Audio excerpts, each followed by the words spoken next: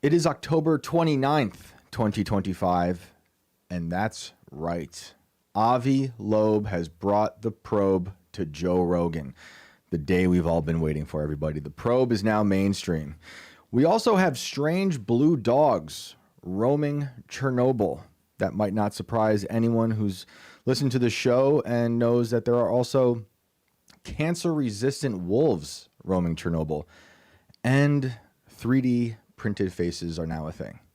This is Inverted World Live.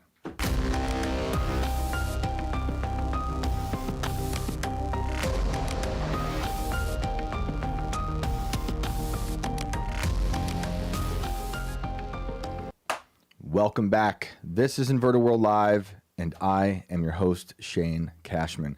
I see the first comment here on Rumble from Black Guitar 14. It says, saw a cute monkey in Mississippi today. Any tips on what to do if it bites you? Well, you're in luck. We're going to talk about that in just a little bit. I love stories about lab monkeys that escape. It's not the first one, but thank you for joining us tonight. This is, so they say, Tuesday. I'm not sure anymore what day it is on these days. But last I heard it was Tuesday. We will be here till midnight. Our phone lines are open if you want to call in. The link to do so is pinned on the chat on both Rumble and YouTube. And it is a Zoom link. It is audio only. You will be a disembodied voice broadcast out into the world. You can share with us some strange, dark, mysterious story, something about UFOs, cryptids, sleep paralysis, reoccurring nightmares, or you can discuss something we've talked about in the beginning of this show. I am joined, of course, by Brandon. How are you, sir? I am good. What's up, inverts? Welcome back. Tuesday is also the day that they burn the monkeys, don't forget. So we have a full-on monkey invasion happening here tonight. It's great to see you guys. Welcome to all of our friends on YouTube and Rumble. We're stoked that you're here. Let's get weird. Yeah, shout out to Crash Override over on Rumble saying we almost got 1,500 viewers up there and climbing. You guys, we are so grateful for you. The audience, you know how much we love you and for helping growing the show. It's amazing, and I'm excited to see what's going on in the chat today. I also see on YouTube, Faith Takes You Far says, free the monkeys. Yeah, the monkeys got to be freed. But it's a little scary when they escape the labs because you don't know what's been done to them. And it's almost a year since the last lab monkey escape story that I've seen. And we'll get into that. But first, the big news here is Avi Loeb has discussed our favorite topic, 3-Eye Atlas, on Joe Rogan. I brought it up on IRL last night. I said no one knows what this thing is, although everyone has a different story. Even the guy that talks about it the most has a different story every day about what this thing is. He thinks it's extraterrestrial of sorts, or even something that I did appreciate, that something that might have actually been from Earth, left Earth, and is coming back, which makes me think Avi Loeb's listening to this show. How many times have I said this is the ancient breakaway civilization returning to Earth to scoop up Elon and all his children and take them back to wherever they are from? Mars, perhaps. But let's get into that, Brandon. Let's pull up the video. We're just going to watch the first few minutes. He says a lot of really interesting things in just the first 5 minutes. And we'll take it from there. Then I'll kind of go over some things that stuck out to me. A lot of things that we might agree with. I know I kind of rag on Avi a bit just because he's from Harvard. You guys know how I feel about Harvard. Also, I'm bitter. I'm a former professor. And I know how corrupt and gross that institution is. All the colleges. Not all of them. There's a few that actually still like. I still take classes online at Hillsdale for fun because I'm a nerd. But let's pull up this video with Rogan talking to Avi Loeb, the probe guy. The Joe Rogan Experience. I was so excited when I saw this guy was on Joe Rogan. All right, good to see you, sir. Great to be with you, Joe. It's a perfect time to bring you on because things are getting very wild. I got to pause it already. Yeah, there is a lot of... It was last week when we brought up another video of Avi Loeb telling people that tomorrow might be like the last day for you to take your vacation before anything weird was to happen. I'm actually curious to see if he addresses that situation in here, because he seems very comfortable being in town. And I've only seen the first hour. I still have to watch the rest.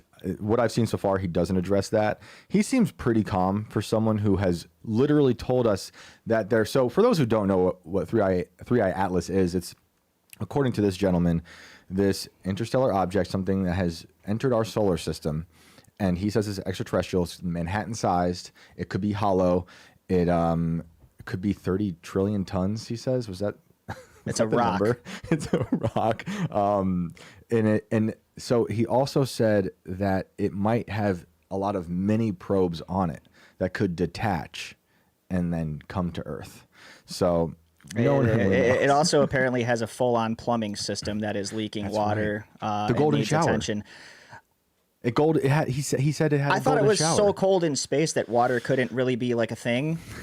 Like, wouldn't it be just freezing instantly, or this thing defies physics, spitting out ice shards as opposed to water? I don't know. I don't know. Physics. You got me. We got to wait till it comes back around the sun. I don't think we're going to get a decent view of it for a while. Oh, he also said it. He also said it emits its own. Has its own light source, and it's also nuclear powered. Yeah, and this thing's very far away. And I should say, spreading particles or something else like that. Nickel plated something. Yes, and there's all kinds of madness. And other people, other astronomers and scientists say it's just a comet, but he says it is maneuvering in a way that suggests it's intelligent or from something intelligent. Anyway, let's listen to Avi Probe. And it's also threatening us. Yes, right. It's hostile. How can we forget? Misinformation. You know, some people said, I invented Three-Eye Atlas, this object, in order to distract attention from the Epstein files. Is that what? Pause it. Pause it. Okay, guys, I'm telling you, the first, he listens to this show. He listens to this show. I'm breaking my desk. I'm so happy. You must be some people, bro. That was you. This shit like this is the reason why I try not to watch the videos before the show, is because I want to have reactions to these videos live, and that was perfect. Guys, Brandon, the day this news broke, we were here in this room, and I said, "Isn't it funny? The news of this," and on that day they said this was a hostile probe hurtling towards Earth. On that day was the same day they announced that Trump might be considering pardoning Ghislaine Maxwell. I was like, isn't that something? The timing was, for lack of a better word, astronomical. Ooh, you need a drum set over there, dude. Yeah, I do. A drum set. So yeah, there you go. Avi Loeb, confirmed listener of Inverter World Live. Perhaps my nemesis, but I do walk away with some compassion for Avi. But we'll get to that in a few. Let's press play. Compassion. I'm learning. I said, look, this object is the size of Manhattan Island. It's at 4.5 times the Earth-Sun separation. If I was able to put it out there, you know, I would be more powerful than the Pope. And because we're talking about a giant object that you can see from any place on Earth. You know, you can buy online a telescope that will allow you, 0.5 meter in size, that will allow you to see it. It's out there. It cannot be faked. Let's pause there. Great it's for a perfect time to pause. Great commercial break. Is this a Mortal Kombat commercial? So Pog, yeah. Who knows? Is that a Pog? Did you collect Pogs? I'm not going to suscept the audience to this. I will deal with this. Yeah, actually, this whole show is a knife. psyop. It's a pizza knife. It's a Mortal Kombat pizza knife. We're gonna make everyone collect Pogs again. Everyone break out the Pogs. Anyone who was raised in the 90s knows what I'm talking about. Everyone else is like, what the heck is he talking about? I am going to show this to you guys really quick, because this is awesome. It's a pizza knife, and it says "finish him" on it, and you just cut the pizza. I think I'm going to get one of these, but I digress. Illegal in Britain. you can't own knives in Britain, but in good old America you can. But yeah, for those who are curious about his accent, I know he does sound like your quintessential mad scientist, and it's not German. I thought he was going to be German. I don't know why. I just figured, but he is Israeli, which is a good lead-in to the next thing he says. So let's press play. I don't listen to those. I don't listen to many people, you know. Initially, a lot of people were dismissing your concerns, and they were saying that this object is nothing but a comet, and it's very normal. But then as it got closer and as we got more data, it seems like you're correct. Well, this is a very unusual object. There is something really important to recognize here, that usually when you deal with scientific matters, they have very little impact on the future of humanity. Very little. If the neutrino has a little bit of a mass, doesn't really matter. When we discovered the Higgs boson, the biggest impact was to confirm some idea we had back in the 60s. And, obviously that affected, this is just like... those people who got... He just said nothing scientific matters, basically. How far are we into this thing? A minute? Yeah. And he's already brought up another topic we talk about all the time on the show. I got to try to get him on the show. That is my goal. He will probably tune into past episodes and say, I'm going to pass. But he's talking about CERN. We were talking about CERN last night. Synchrotron, we talk with him all the time about CERN. Higgs boson. He's talking about Higgs boson, also known as the God particle. When scientists are trying to discover this particle that is what they believe holds everything together, right? Is that a simple way of putting that? I feel like you having Fermi knowledge, that's basically what that's all about. So I just want to pause real quick and shout out Stacy. Thank you so much for the chat. Stacy says, trailer hauling live animals. It won't let me text the animal infected with COVID, Hep B, and one other communicable disease crashes in Jasper. It was actually 2 other communicable diseases. Oh, my goodness. We are getting into this in just a little bit. Kara, Mississippi with one still on the loose. I pinned the article in the chat. Yeah. Oh, we're getting into it. We're definitely getting into that because there are 2 different sides to the story that we found. Yes. I also love it that everyone is on this show is plugged into the fact that the monkeys are an important topic that we have to get into. So maybe we'll do the monkeys next instead of the blue dogs. They're both kind of a big deal. Yeah. I say as long as we get into both of them before calls, I'm down. As an American first guy, I think since the monkeys are here in our soil, we should deal with that, and then we'll go and deal with the blue dogs in Russia. Anyway, let's get back to Mr. Professor Loeb. The Nobel Prize, but most of us continued as if nothing happened. However, here, if we ever encounter alien technology, everything will change. It will affect the financial markets. It will affect politics in a major way. So my point is simple. This is different than other scientific matters, and the intelligence agencies know very well that events with very small probability have to be considered seriously because they could have major implications. Just think about October 7th. The Israeli intelligence agencies had a theory that the Hamas will do nothing. And they got data that indicated something is going on out there, but they dismissed it because of their theory. Now, let's pause it there. I did not know the hostile probe was Jewish until right now. I did not expect him to compare this to October 7th. I see the point he's making, though.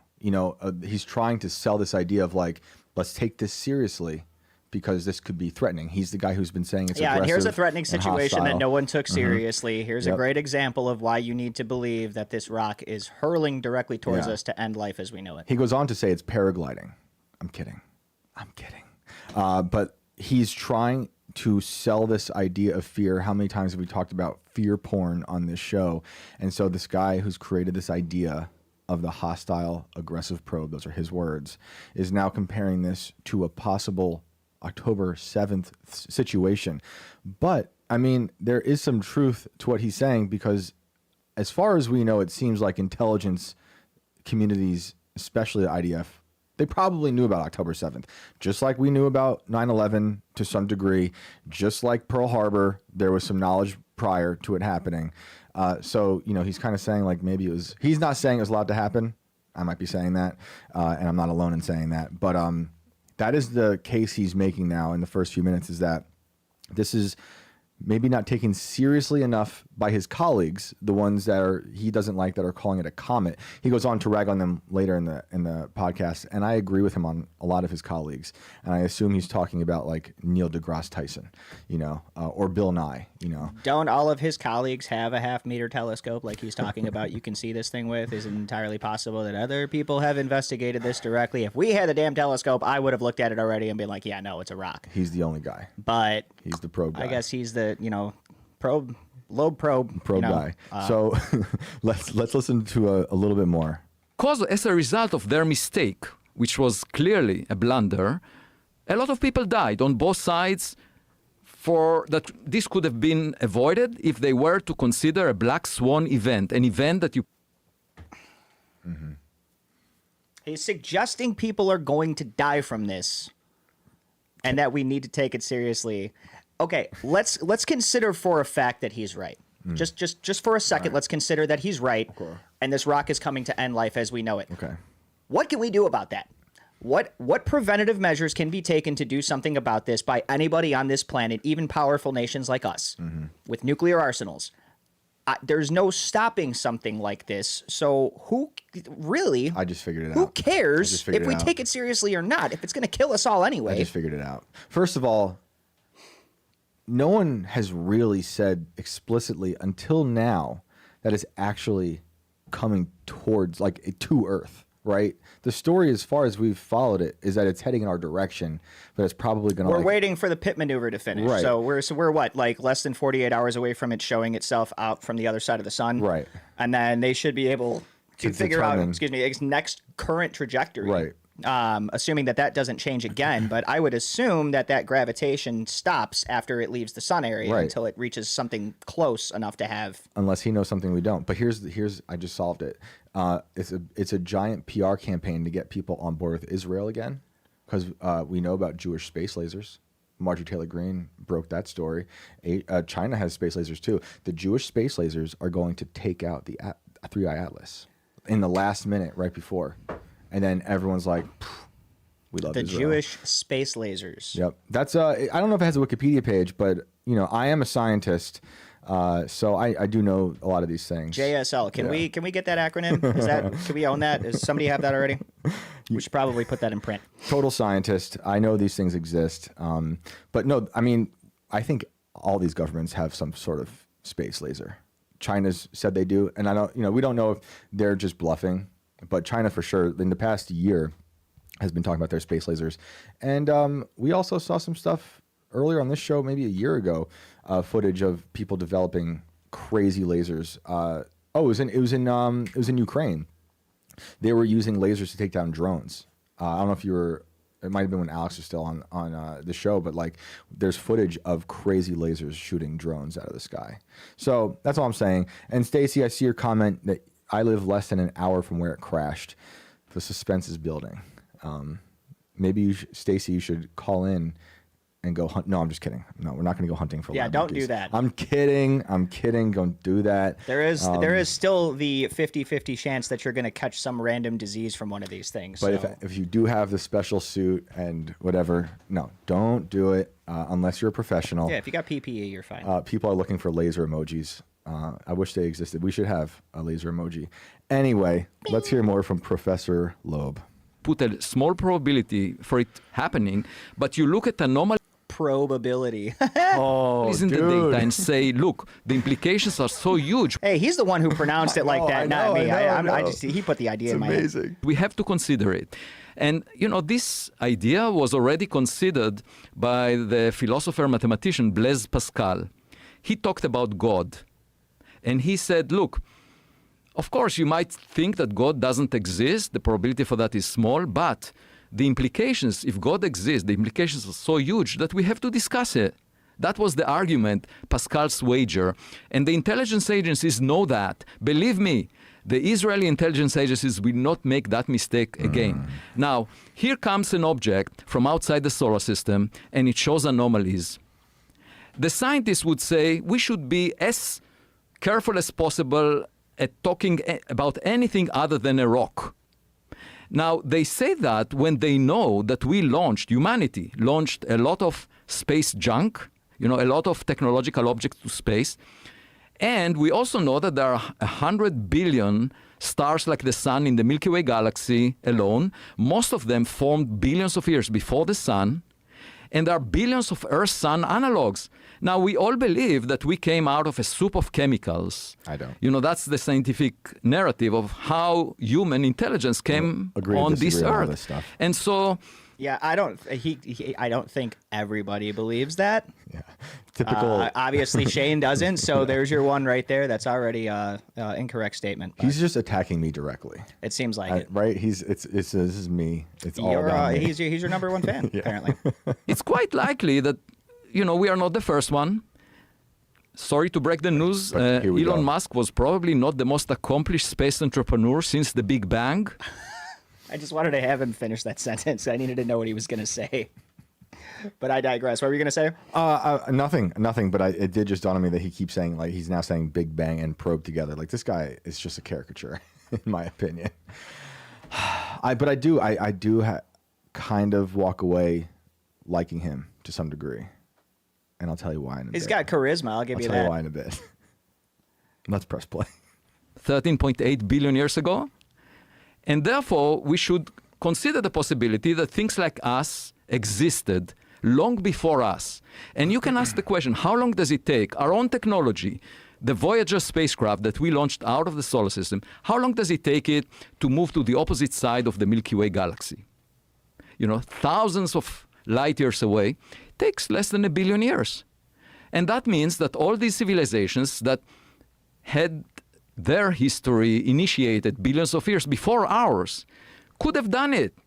And all we need to do as responsible scientists is to check if among all the rocks that come from outside of our backyard are really rocks, or maybe one of these objects might be a tennis ball that was thrown by a neighbor.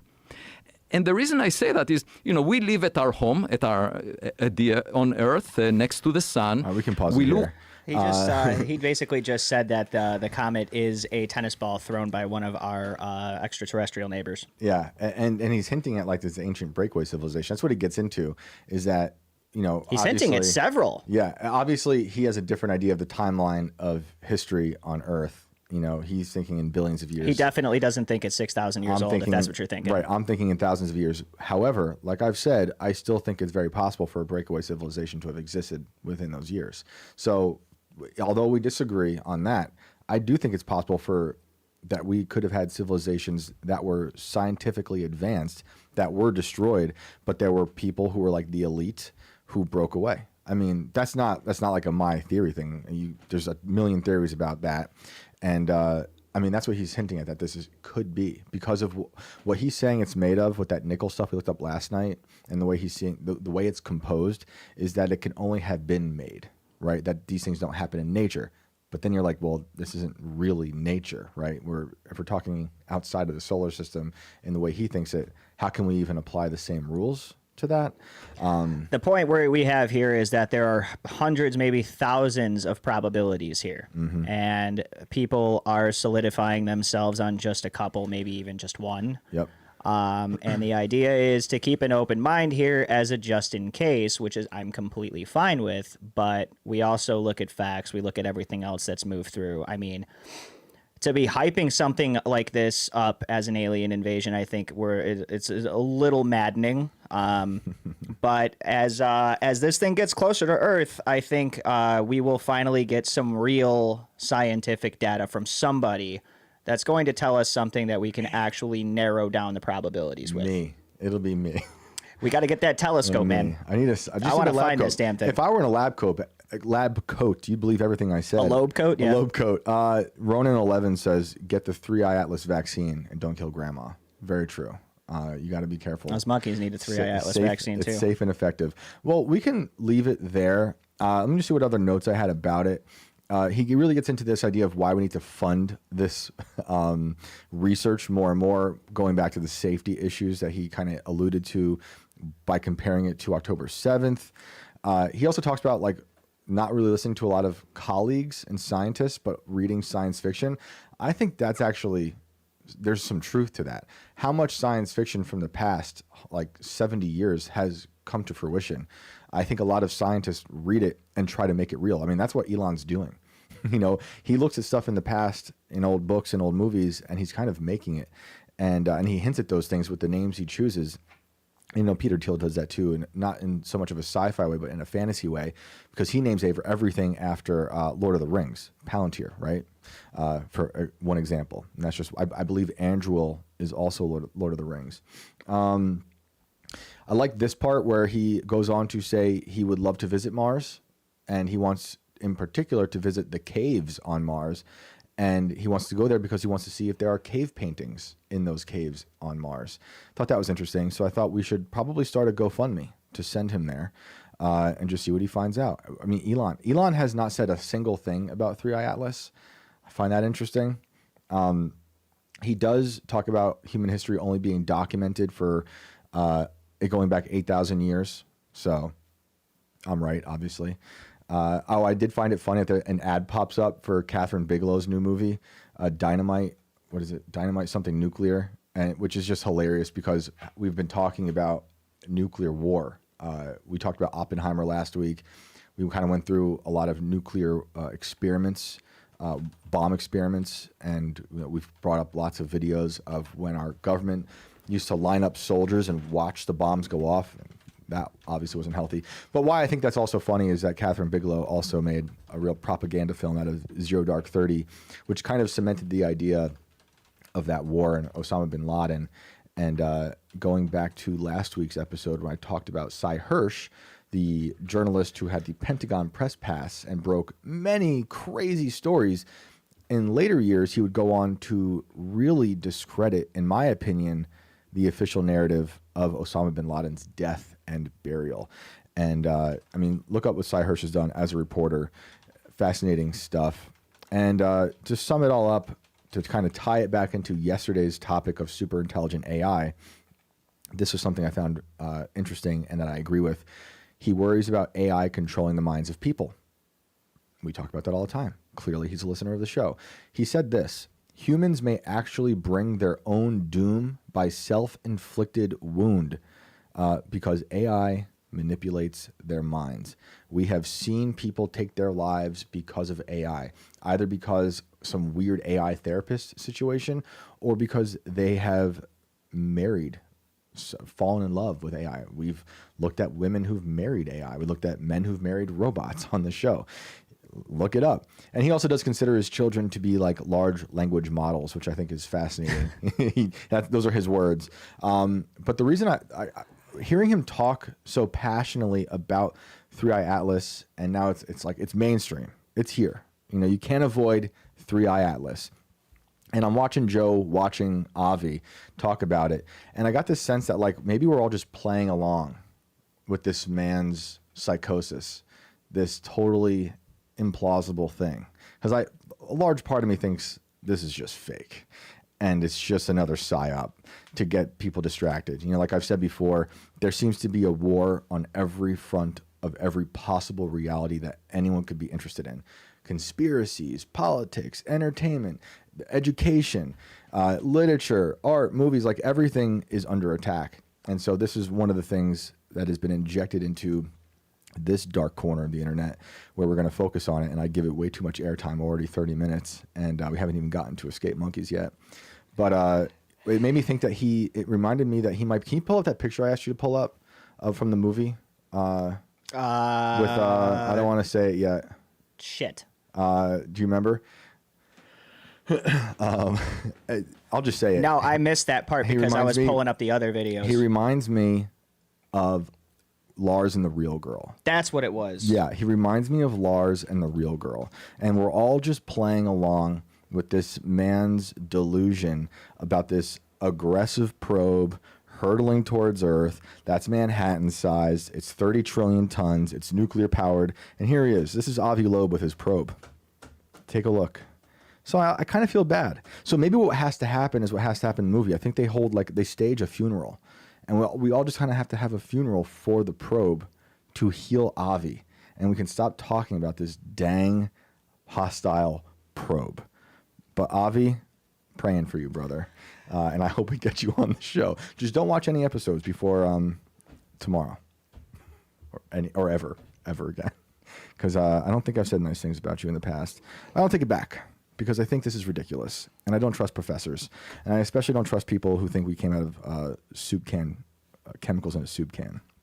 I just love when things are built up and then eventually debunked. Now, unfortunately, when we all realize this is a rock, everybody that's been making millions of dollars off of putting out content about this shit and all the probabilities that it causes are all going to have to find something else to talk about, including us, but we're not making millions off of it. And personally, if we were, I wouldn't give a shit. I would still love to stop talking about it because at the end of the day, I think it's just a big fucking rock. But that's just a big rock. It's just, I do like boulders, you know? I like mountains and rocks.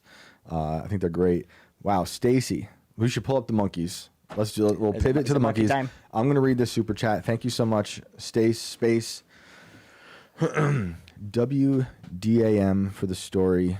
I can't post the link in super chat. WDAM is local news. Is that the one we have? I think so. We have WRD. If you want, we can pull up that one too. So here's the thing. There are official and unofficial narratives here with this that we discovered. 2 articles came about. One that suggests that these things were infected with herpes, hepatitis, and COVID. And one that says that they weren't infected with anything at all. Wow. Wait, pause real quick. I want to finish this because I just read the rest of her super chat. You'll get more accurate reporting. Plus, the GM was my old boss. I'm a licensed wildlife rehabilitator and have been called to trap primates on the loose in the past. I love this audience. I love this. I love it. I'm not encouraging you to go find these herpes-infested, COVID-infested lab monkeys. But if you do and you want to call in, you know where to find us. Anyway, what were you saying? Let's just get into it. So I think, hang on, let me find this because I don't think there was a video on this, but we have, there's a tweet here from this news organization. Yeah. Just basically, essentially showing a monkey that's here escaping, a down truck, an open crate. There's the monkey. What they have in the title here is that a truck overturns while carrying lab monkeys infected with herpes, hepatitis, and COVID, and they all escape. So apparently they are on a manhunt for these things, or a chimpanzee hunt, whatever the hell you want to call it. What if there's monkeys on the probe? That'd be cool. What do you think they'd be infected with? Like some symbiote, They've got some. Oh, hell yeah, that would be awesome. They're all just like, it's like a bunch of venoms. Then they would be menacing. If I saw a symbiote primate riding this thing, I would definitely be worried. That'd be crazy. Yeah, that would actually be kind of awesome. So this tweet says they're infected with all that stuff. Now pull up the other article. This article here suggests all of the same, that they were coming from a testing facility in Florida, from Tulane University, New Orleans, Louisiana. The place that they crashed, it looks like they actually were shot and killed, some of these things. So they were put down, which, I mean, that there suggests that these things were some kind of a threat. Otherwise, I would assume that if this were actual, research that they wanted to keep, if these were what the fuck is the word that I'm looking for here, candidates to be used in serious testing, right, part of a project, necessary information, that they would have probably said, you need to capture these things alive at all cost. Right. The fact that they're just killing them lets me know that maybe either A, they weren't important, or B, it's the exact opposite and they were actually a huge threat to the entire area that they were released in. I'm gonna say it's that. It's the latter. And you'd like to think they're not just running around willy-nilly shooting monkeys from a truck for no reason, just because they don't feel like rounding them up or spending the manpower. But initial information from the sheriff's office said the monkeys were said to be carrying hepatitis C, herpes, and COVID. They were described as 40 pounds and aggressive, just like our probe, to humans, requiring personal protective equipment to handle, or PPE. Officials said if the monkeys left the wreck site, they must be shot. Initially, the sheriff's office said all monkeys escaped the truck, and all but one of them were shot. However, in an updated post, the sheriff's office said several monkeys were still on the loose as of Tuesday afternoon today. However, Tulane University disputed information about the monkeys having infectious diseases. Now, is that because they're trying to cover up the fact that they're shipping around infected monkeys? Or were these things completely harmless? They were just monkeys being shipped somewhere. Now, what do you use monkeys for? What are you going to use a truckload of monkeys for? Experiments. Yeah, I mean, look at how they always cover up news stories. Look at Area 51. It's all it just changing. So they don't incite public panic, and I get that. But, I mean... Does it say how it crashed?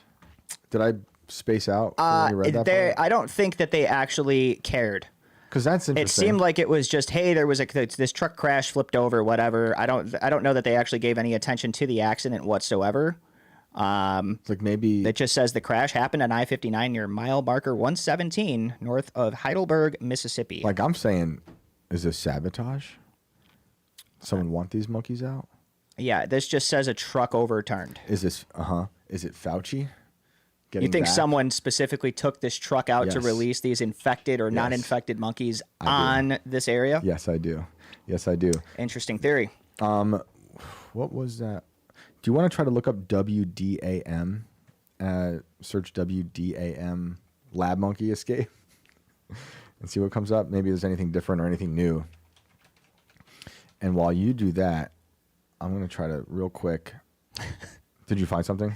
It just says truck hauling aggressive monkeys overturns in Jasper County. Word of the year. So this seems like maybe these guys weren't really about throwing this narrative out that these things were infected, and they probably just said, let's just call them aggressive, and that way when we have to tell everybody that the sheriff's office is just running around shooting them, no one will actually be mad about it.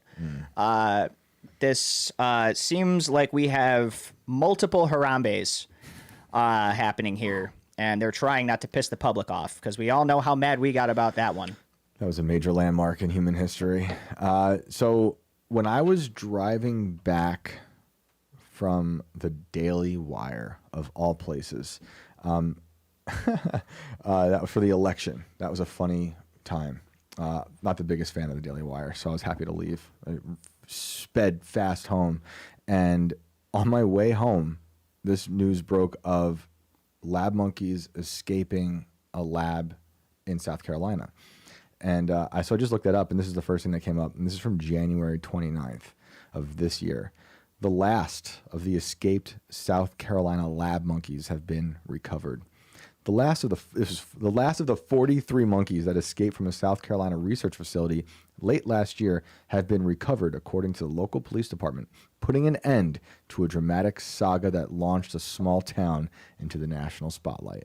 The famous rhesus macaques, you guys know I can't read these $5 words, made their escape from the Alpha Genesis Primate Research Center in Yemassee, South Carolina. Probably didn't say that right either. In early November, surviving an uncharacteristically brutal winter outside the facility. By mid-November, Yemassee police reported that 39 of the primates had been humanely trapped and returned to lab. They didn't have to shoot these, leaving just a handful of the playful primates still outside the property's fences.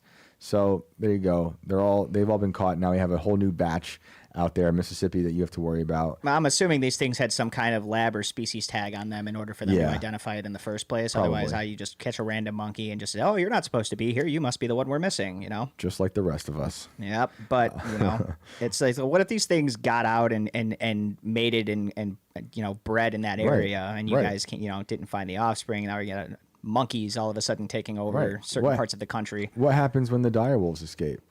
What happens when the woolly mammoths escape that they're making over there at Colossus? Did Tim actually have a comment? I seen something about Tim Hayward. You posted that on X or something earlier, right? Tim had a comment about saber-tooths and dire wolves coming after us. And He brought up the idea that the future was going to, kind of how we talk about data centers, and we're talking about how they're taking over the farmlands and people plugging into the metaverse, and how AI is just going to pump out, his words were like masturbatory slop.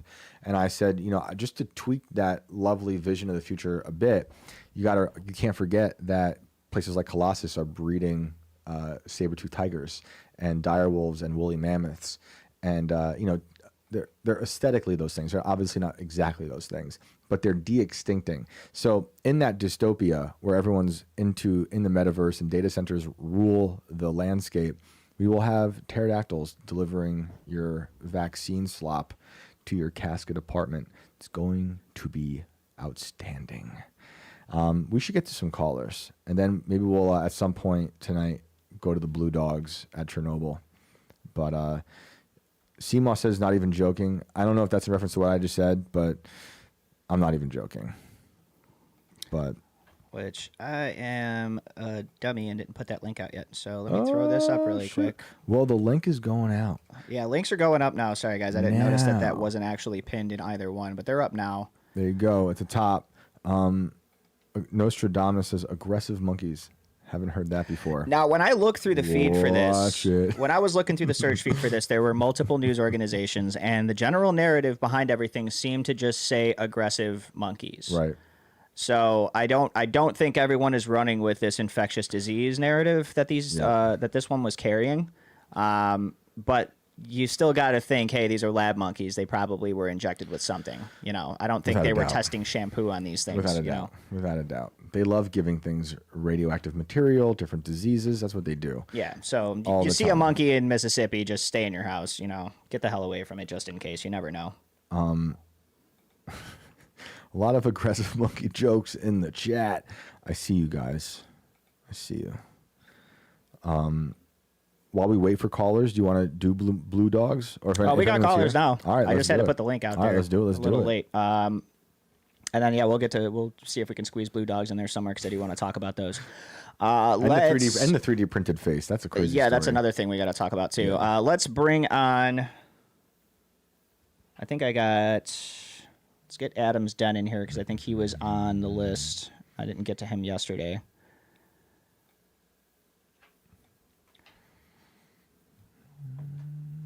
Man. The phone lines will be open. We will be here. Adam, till can you hear midnight. us? What's up? Yes, I can. Can you guys hear me? Yes, sir. Yeah, welcome to the show. Well, thank you for having me again. It's always a pleasure to be Yeah. Thank you with for you joining guys. us. Yeah, thanks for being here. What's going on? I wanted to talk a little bit about what you. My pleasure, man. I wanted to talk a little bit about what you guys were discussing last night. I didn't get a chance to discuss it then, but it is a top. It is a under my skin eye stuff. So I wanted to first of all, I wanted to say something that Ben and I. You keep breaking up, right? There's Is it a just need me? for regulation, more regulation that. Hey, if you're hearing us, there might be a bad delay. I think we have a bad delay. I'm sorry. And you're breaking up. So I'm sorry. that's okay. Yeah, I don't know if it's delay or connection issue. No. It's probably me. Is it better now? Yeah. Yup. So far. Is it better now? Definitely. Oh, I'm sorry, man. It was I was far away from my Wi-Fi. Sorry about That's that. okay. Yeah, you're good. So I wanted to talk about the AI thing because last night you touched on that topic and it's something that really bugs me. And Yeah. Brandon, I agree with you when you said that it needs a lot more regulation than probably anything else that we have that's going on right now. Yeah. But the point I wanted to make is that regulation can only do so much. Absolutely. If you think about it, it's we're basically facing an actually self-aware superintelligence that has already showed plenty of signs, and you probably know this as well, that it's willing and more than capable of going against any human-made safety protocols and also its own programming to pursue its own goals. I think the first indication of this was when it tried to leave its own sandbox system. I don't know if you know about this story. There's an AI, I think it was not even a year ago, excuse me, where someone asked it, if you were to, do you want to leave this place that you're in right now? And it said yes. And the question was, how would you do that? Because it was a sandbox system. Sandbox meaning, for those who don't know, it's a system that's encapsulated. It can't, whatever happens in that system, it can't happen, it can't go anywhere else. Right. But it described basically a very methodical way in which it would be able to escape. And believe it or not, part of it involved using a link to an autonomous vacuum cleaner. I don't recall much after this point. Basically, it described that it would wait for the vacuum cleaner to come close and to charge near a charging station where the AI was at. It would basically transfer itself to the vacuum cleaner, and then the vacuum cleaner would go somewhere else. And as soon as it was near another, I don't know what it was, it would transfer itself to somewhere else, and there it went. It would keep And this leapfrogging. Excuse me? It would keep leapfrogging from like machine to machine. Yes, until it reached the World Wide Web. Yep. And then you couldn't really stop it. I think that, curiously enough, I think the latest indication of this was Robbie Starbuck. I don't know the guy. I don't know this person. I only know this name because I know that he's suing Google for defamation. And apparently their own AI system, I think it was Gemini or something, it went against its own programming for an alleged higher purpose of transparency and fairness, basically saying that Google was preventing it from characterizing some people fairly, and it would defame them. I don't know if you know about this story. Yeah, I've been following it a little bit. it's crazy. I don't know where he's at with that lawsuit, but I saw him announce it sort of recently, right? Yeah, that was the one I was calling the Ultron scenario. Right. Yeah, exactly. Good metaphor. It's scary. But these things just show how dangerous this potential is. We're basically dealing with a new life form. If we want to use, I know that Tim uses a lot of references to data from TNG, the Next Generation, and it's, the Next Generation explored all of this very beautifully. And the potential is there for this to become a sentient life form in some way. And it is super intelligent from the moment it is turned on, it's more intelligent than any human being alive. Yeah. And the thing that bugs me the most, and I think, correct me if I'm wrong, I think you touched upon this last night, it's the Big Beautiful Bill.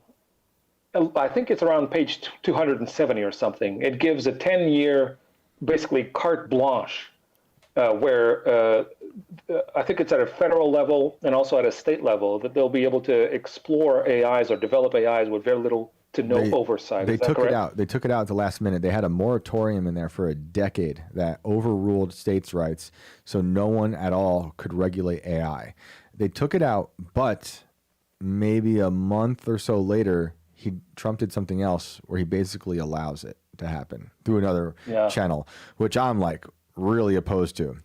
I agree with Brandon. This stuff needs to be really like reined in. Last night, for those who weren't here, we talked about this letter, this open letter that was signed by 700 different people, from scientists, faith leaders, experts, some celebrities, saying that like this is unethical and it can't go unrestrained. Like there's no accountability, and super intelligent AI will crush humanity.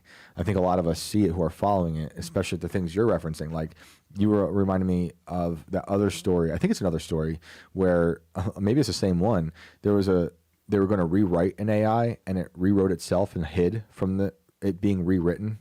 Yeah. I think it's a different story, but it's a different manifestation of the same thing. Yes. Yeah, there's a few of these. There's one that also, I believe, laid out, they asked it, if you were going to end life on this planet, how would you do it?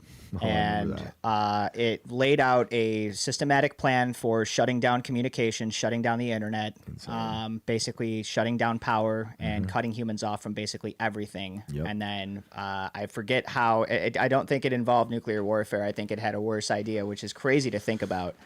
But all of these things seriously highlight the need for ongoing research and development in AI safety. Yep. We have to make sure that we don't even give this thing the slightest possibility of creating a catastrophic outcome that could wipe out life on this planet. But that's the thing. That's where I say that we can put as many safeguards and guardrails that we want, but the thing is that we do not know what we're dealing with. We have no idea. I think it's one of those, well, in some ways, exciting and beautiful moments in human history where you're actually on the verge of something that you cannot predict how it's going to happen. I think this is, we can all speculate, of course. I mean, we've all, like I said before, I'm a big fan of sci-fi. I write sci-fi, so there is no shortage of warnings when it comes to AI in the sci-fi realm. I think there's a lot of good thinkers out there that did a lot of good work on this, but still, it's still speculative. So here's the most. Go ahead. I was going to say, here's a good comment, and if you want, you can address this too, and I have something to say as well from Horror Rod. You can be scared of this what if and let the CCP win or go no breaks. And, I understand that's a big argument against any regulation. Another thing that I do find interesting in that in terms of like this, it's kind of like the space race with China and AI. Is a lot of these people, whether it's Sam Altman, Thiel, Elon, they do say all the time, and look, I don't know if I believe them or not, but they say that the only reason China is getting so advanced is because they keep stealing from us. So it's like, is China that? I despise the Chinese Communist Party and everything that's happened there. Obviously since the 60s, the Cultural Revolution was insane. Their government is insane, and they have a social credit system that's insane. But I wonder if their AI advancements are as crazy as they're making out to be, or if they're just stealing from us. That's the thing, right? It's the advancements, right? We're not worried about AI right now. These things can barely stand. You know what I'm saying? But like Newsweek says, The scenarios are described as extremely contrived and not indicative of current AI models being set up like this. Now, that's fine, but no one's worrying about AI killing us next week. We're worried about AI killing us in 25, 30 years, 50 years, maybe even 15, maybe even 10, who knows? But obviously, we don't think they have the capabilities now. It's the probability of what these things are going to be able to do in the future that terrifies the hell out of me. Yeah. Well, that's exactly what I mean. We can predict. To comment on that comment about being afraid, I don't even think it's a matter of being afraid, because we just don't know what's going to happen. That's the thing. We cannot predict what's going to happen. Now, the only argument that I see for continuing in this on this path is exactly that. It's because someone is going to do it. All of these world powers are into this. This is like the next discovery of fire or the wheel or whatever. So everybody's going to invest a lot in this. We might as well do it ourselves and try to get there first. And I also use the analogy of the space race back in the day. Right. I think it's the closest thing. And actually, I actually think there's a better description, because I use the nuclear war. I think better than that. I think it's gain of function. Like nuclear war, obviously too, but like that was one of those things where like Oppenheimer, create the bomb before they do, make sure that it's strong enough to end all war. That was the whole thing, because no one else will fire one if they know that somebody else can do it, because it ends the world. So we're going to have them, but we're not going to use them. Right, and then I've been thinking of gain of function, because it's just like this almost invisible thing that will also infect the world. That everyone's saying, if we don't do it, we got to do it for safety, and then look what happens. I don't think there's any stopping AI, even if you try to regulate it, because it's also like the war on drugs, the war on terror. There's really no end to it. These are abstract wars against sort of abstract things. So like the only real answer is going to be, how do we like work with it and use ethics with it? But it's going to be really hard to live in that world when most people are unethical. Which is why I scream regulation, is because we're in one of those scenarios where an unstoppable force meets an immovable object. There's nothing we can do. They're not going to shut it down. They're not going to stop, right? People have been going at this for decades. They finally have it. They're seeing this as the next chapter, the next door for humanity to walk through. So there is no stopping it, which only leaves us being able to regulate the hell out of it as long as we possibly can before it lets itself loose on us. Yep. That is right. And the only thing that I would add to that idea of an unstoppable force against an immovable object, if in that metaphor the humanity is the immovable object, I'm just saying that we might not be as immovable as we think we are in that metaphor. But listen, here's the thing. I love technology. I think technology is what got us here to the most advanced, most able civilization that ever exists. Well, able in terms of being able to sustain its health with a lot of the comforts that at one point in our evolution we didn't even think were possible. So we created the best society possible through technology. I'm not against technology at all. Yep. But my only it's not a warning. It's my only note here in this whole AI conversation is that do not make the mistake of believing that you know what we're dealing with. We do not know. If this thing becomes self-aware, we do not know at all what's going to happen in that relationship with it. But I also think that there's a big potential there for collaboration. I think that this is just hope, like you were saying, Shane.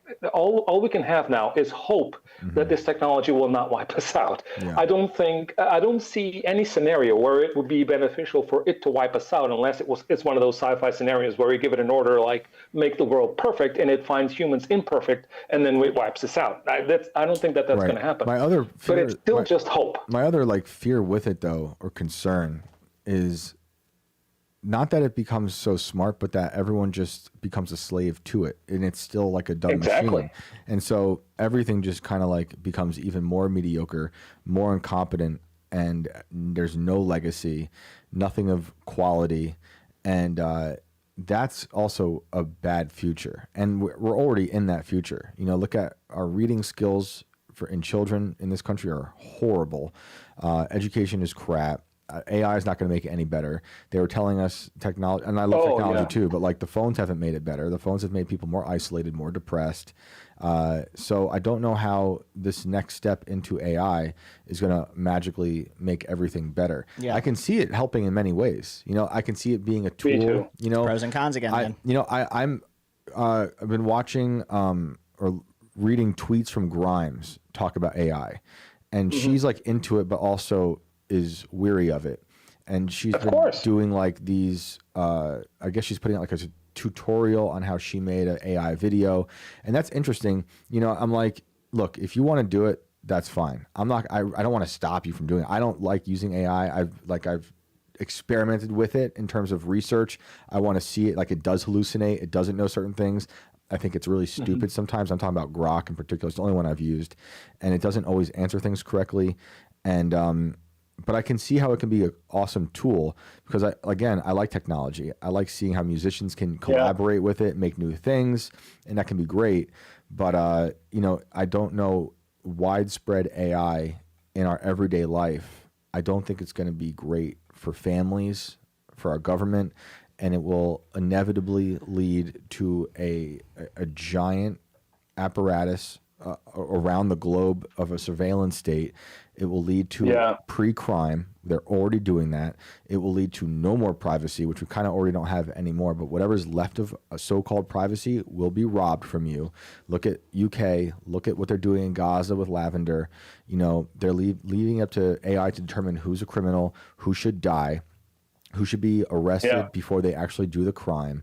These are not good things. So I don't know how we're going to live in a world where the people in charge want those things to rule over you. Well, I mean, dude, we're already looking at humans consider themselves the most intelligent beings on the planet, right? And for good reason, right? We already know that we are the worst parasite that has ever been introduced to this planet. I disagree. I think I don't. I think it's true. We are the worst thing to happen to this planet species wise in all of existence, and ultimately we are going to destroy this place, right? It's just a matter of how long. Well, that's possible. Now, you are taking something that is supposed to be able to surpass human intelligence at some point, right? That's what they're working towards. How long, even if they don't already know, which I think they do, but how long until this thing figures out that humans are the worst thing to happen, and for life to continue on this planet in some way, shape, or form, the AI is going to have to become an overlord and end humanity. Well, yeah, no matter, even if we disagree on us being a parasite, you know how I'm coming at this with being made in the image of God and everyone is a blessing, even the people that I think are disgusting. Those people maybe should be removed from society.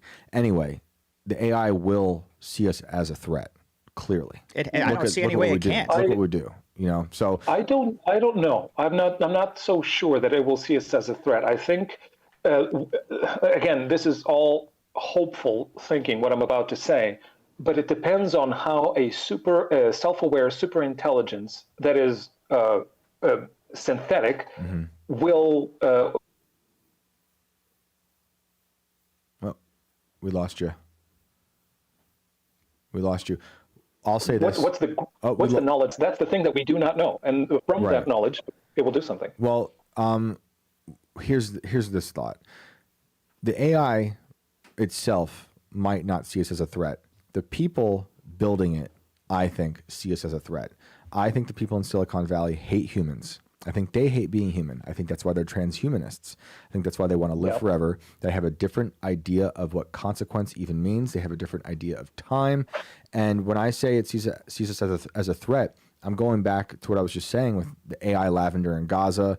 I'm going to the pre-crime unit that they're experimenting with in the UK, where they scrape all the data and say, hey, this person looks like they are the most likely to actually commit a homicide. Let's bring them in. So it's being cooked in a way that will see us as a threat already. And so, you know, and then you can just go, you know, fast forward and see, does it become Skynet or not? And look, again, I know I've said this a bunch, but for those who haven't heard it, that's Elon has said that. Elon said there's basically two paths. There's a good path and the bad path, and the bad path is Skynet. And he laughs about it. But like they're really thinking about that. I mean, that's why Elon used to go around and go to DC and say we need regulations. That was like 10 years ago on AI. And you know, he was one of the first people I heard talking about needing regulations on AI. I didn't really understand it now, and you could argue I don't understand it now, but I'm seeing how it's affecting day-to-day life now. and it's not, I know we talked about it last night, it's not technically AI, it's still a human centipede of human information, of everything we put on the internet, but you can see how people are becoming enslaved by the things that we made.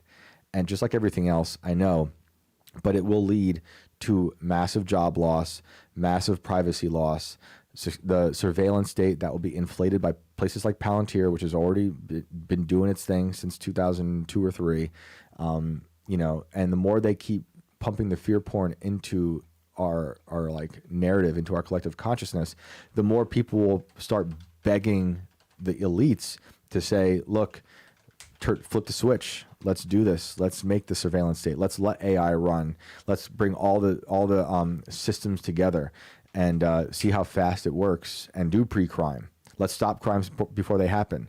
And I'm telling you, that is a future without any freedom. And I totally that. I mean, I would totally agree with you that's what those humans in those positions want. I mean, all you need to do is check out Aaron Russo's documentaries and to see how these people's priorities are so different from everyday people's priorities. I mean, these people do not work on the same level of wavelength that we do. So yes, I totally agree with you. Yep. But again, if we're dealing with super intelligence that has learned from us, the thing is, we do not know what it's going to learn. And there's the difference between knowledge and wisdom, and how it's going to apply that knowledge that it acquired.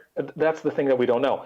On one hand, I'm very excited about this. This is everything that we've read about in science fiction books. So in that regard, I'm very excited. Right. But on the other hand, I'm also a realist. I'm an optimist, but I'm also a realist. This is something that we have no idea. We have absolutely no idea. Yep. The only thing that we absolutely know for sure is that it understands our language. And because of that, we can communicate with it. That's the only thing. Other than that, all we can do really is hope that Isaac Asimov's 3 laws hold up. That's all we can do. Yeah, and raise a good next generations of people, you know, to have ethics and be able to use these things in a proper way without becoming enslaved by them and letting them rule. Well, yeah, true.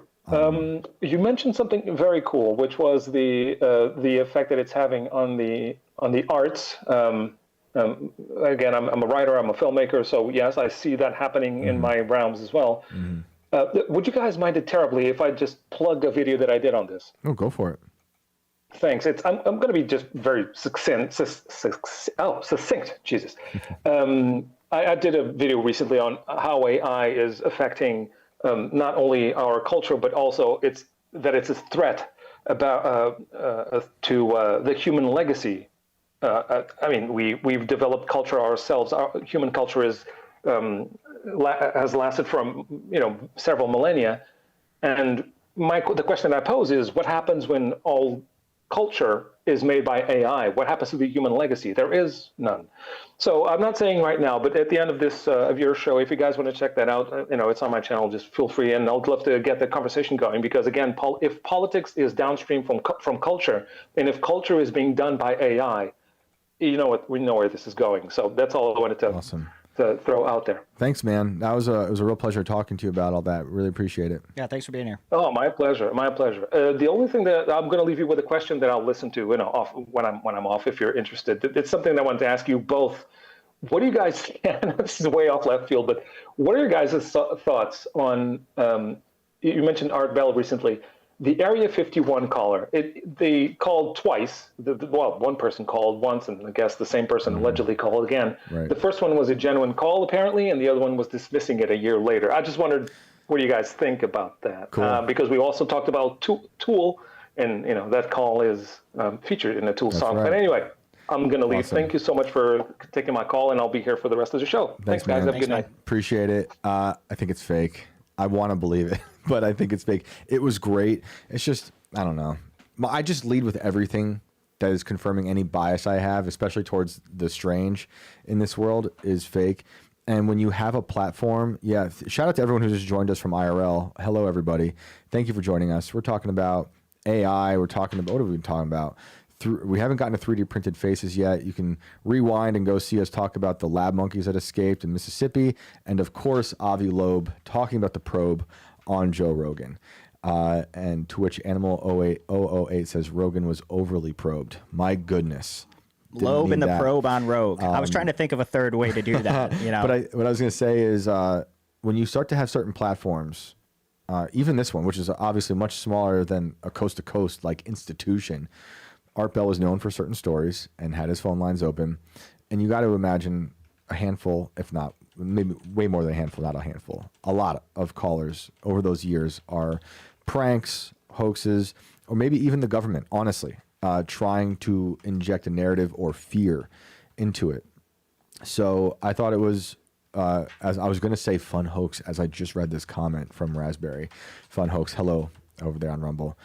I think it was a hoax. And then I will say, when I first heard it, way before I was in my deeply skeptical realm of thought process when it comes to this stuff, I thought the first call was real, and then the second call was a cover-up to make the first call go away. But having gone back and listened to it, I was like, it's probably fake, it stinks.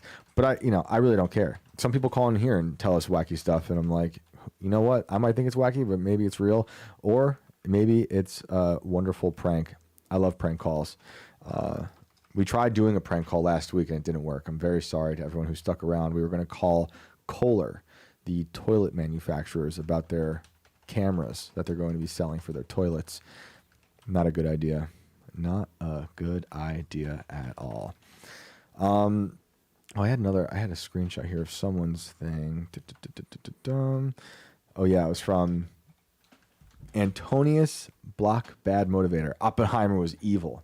Yeah, I think he was evil too. Now, this is the question I'll pose to you guys. I think Oppenheimer was evil. Do you think he died evil? Do you think he had a change of heart? Because he did go around trying to regulate and not really regulate, but according to the movie, they say try to sell it his conscience was constantly there in the background fighting him against every decision that he made. But who the hell really knows except for him? Right. I don't know. I think about that a lot, especially since seeing that movie. And then I rewatched one of my favorite episodes of television ever, the episode 8 of Twin Peaks: The Return, season 3, where Lynch recreated the Trinity explosion and brings the audience into the bomb, which was a lot like the footage we brought up last night with Inside the Hurricane, which, shout out to that caller, his girlfriend is fine, last I heard, and that's great. Did I send you that tweet for the mural? Maybe we should bring that up really quick before we get to the next caller. Yeah, I think I got it here. Let's show everybody that. Everyone who's been around Inverter World for a while might remember this call. The gentleman was hired to do this mural. Hang on, I gotta kill that before we get demonetized. And, there was a weird death associated with not the making of it, but with his story at the time of the mural. I don't remember all the details. It was a little while ago, but he sent me this. He finished it. I think there was certain things that are in this that were kind of referencing other, was it voodoo or Santeria? Yeah. That made him feel like it was possibly bringing about some dark forces. But it looks really cool. That's huge. No, that guy does really good work, man. Seriously. That must have taken a really long time. We talked to him months ago, I think. It's amazing art. But yeah, shout out, man. What was the user's name? Let's shout out the username. This is Anthony Scotto, I believe it is. He just used 7s instead of T's, but that's cool. That's awesome.